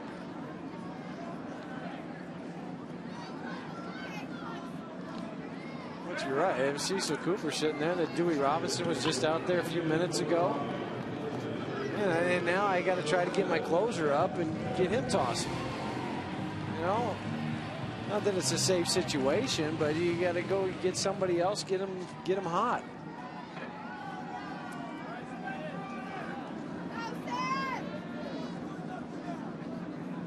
So Seth Smith against Geary takes ball 1. And again, this is not to suggest that Jeff Geary doesn't realize the score. Right. Doesn't. He's not trying to nibble. I'm sure he's frustrating himself.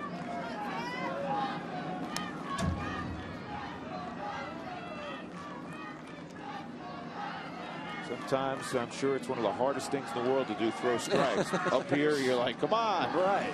It's the problem. The dugout saying, what's the problem? Throw strikes. Guy out in right field going, hey, throw it over the plate. Everybody in the ballpark saying the same thing. Come on, pal. Been standing out here a long time. We've been running a lot of bases. Throw it in there.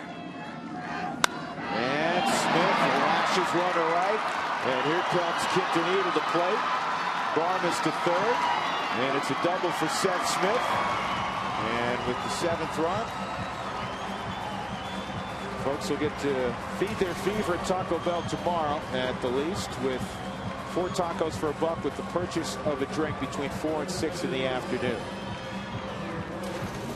Boy, he's amazing, isn't he? Comes off the bench, doesn't matter what the situation is, he gets the fat part of the bat on the ball. And they tried to run the fastball in, and he's able to turn on it, pull those hands in towards his body just enough to clear that front side. This ball was lathered into right field.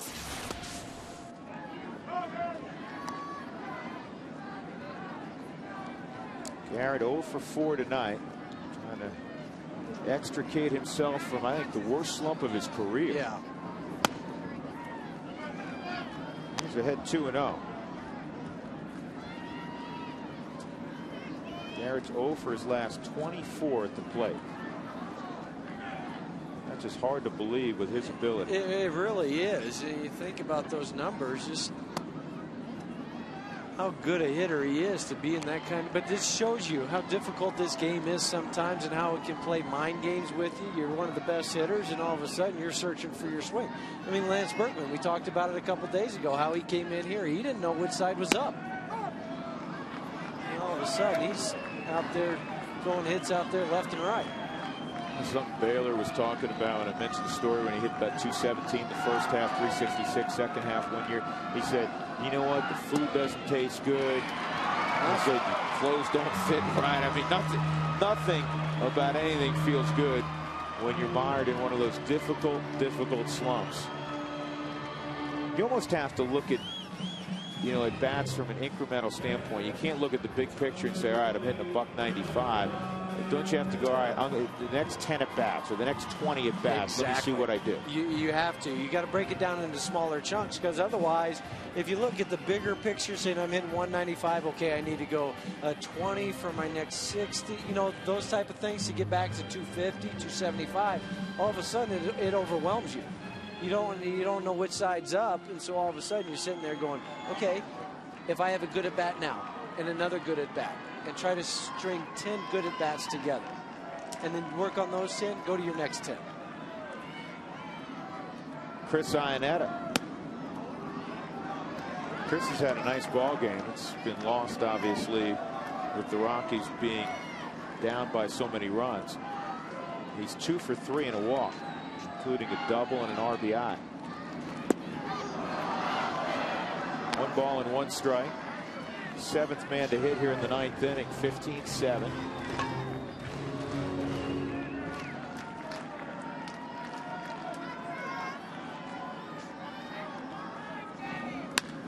This ball's blasted to left center field, way back, and got 3-run home run for Chris Iannetta. Excuse me, a grand slam. I miscounted. Bases loaded. 3rd time in his career that Iannetta has hit a slam. And things have gotten real ugly now for Jeff Geary. Geary hangs the slider and Chris stays on and powers it out to left center field. I mean, this ball was just crushed. Now 5 RBI on the night for Chris Iannetta. Matching what Brad Hopp and Ian Stewart did last night. And Cecil Cooper says, wait a second here, only up by 4 runs. I got to go get somebody else. Second slam of the year for Iannetta. Second slam in as many nights for the Rockies, as Stewart hit a grand slam yesterday, 15-11.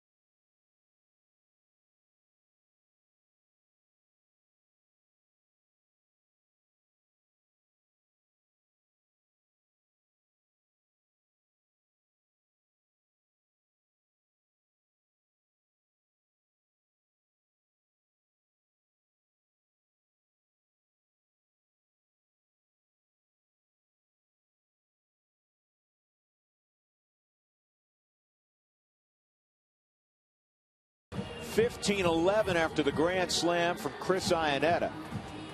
The Rockies get 5 runs against Jeff Geary. Geary goes 2/3 of an inning. And the acting closer for the Astros. The former Rocky LaTroy Hawkins comes on. LaTroy with 4 saves this year. This is not a save situation. Ian Stewart hit a 2-run home run back in the 2nd inning. He's 1 for 4.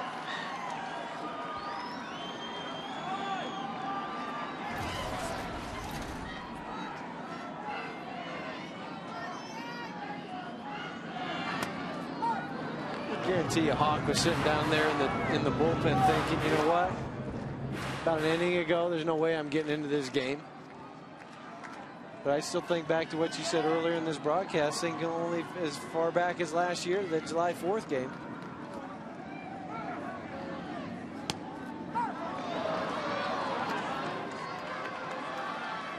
You look up for the Rockies, 11 runs, 12 hits, and you're still down 4. Yeah. And the pitching staff had been sensational in the month of May coming into tonight. Yeah, you asked Clint before the ball game, you're going to score 11 runs tonight. What do you think your chances are? Figured he'd be shaking hands after the game. That's right. Figured he wouldn't be hitting in the bottom of the 9th, that's for sure. 0-2 to Stewart. Hawkins was a great pickup from the Yankees last year for Houston. They had a very difficult first half. They were terrific in the second half. He was in the middle of it. He had 24 appearances, 23 scoreless appearances for Houston.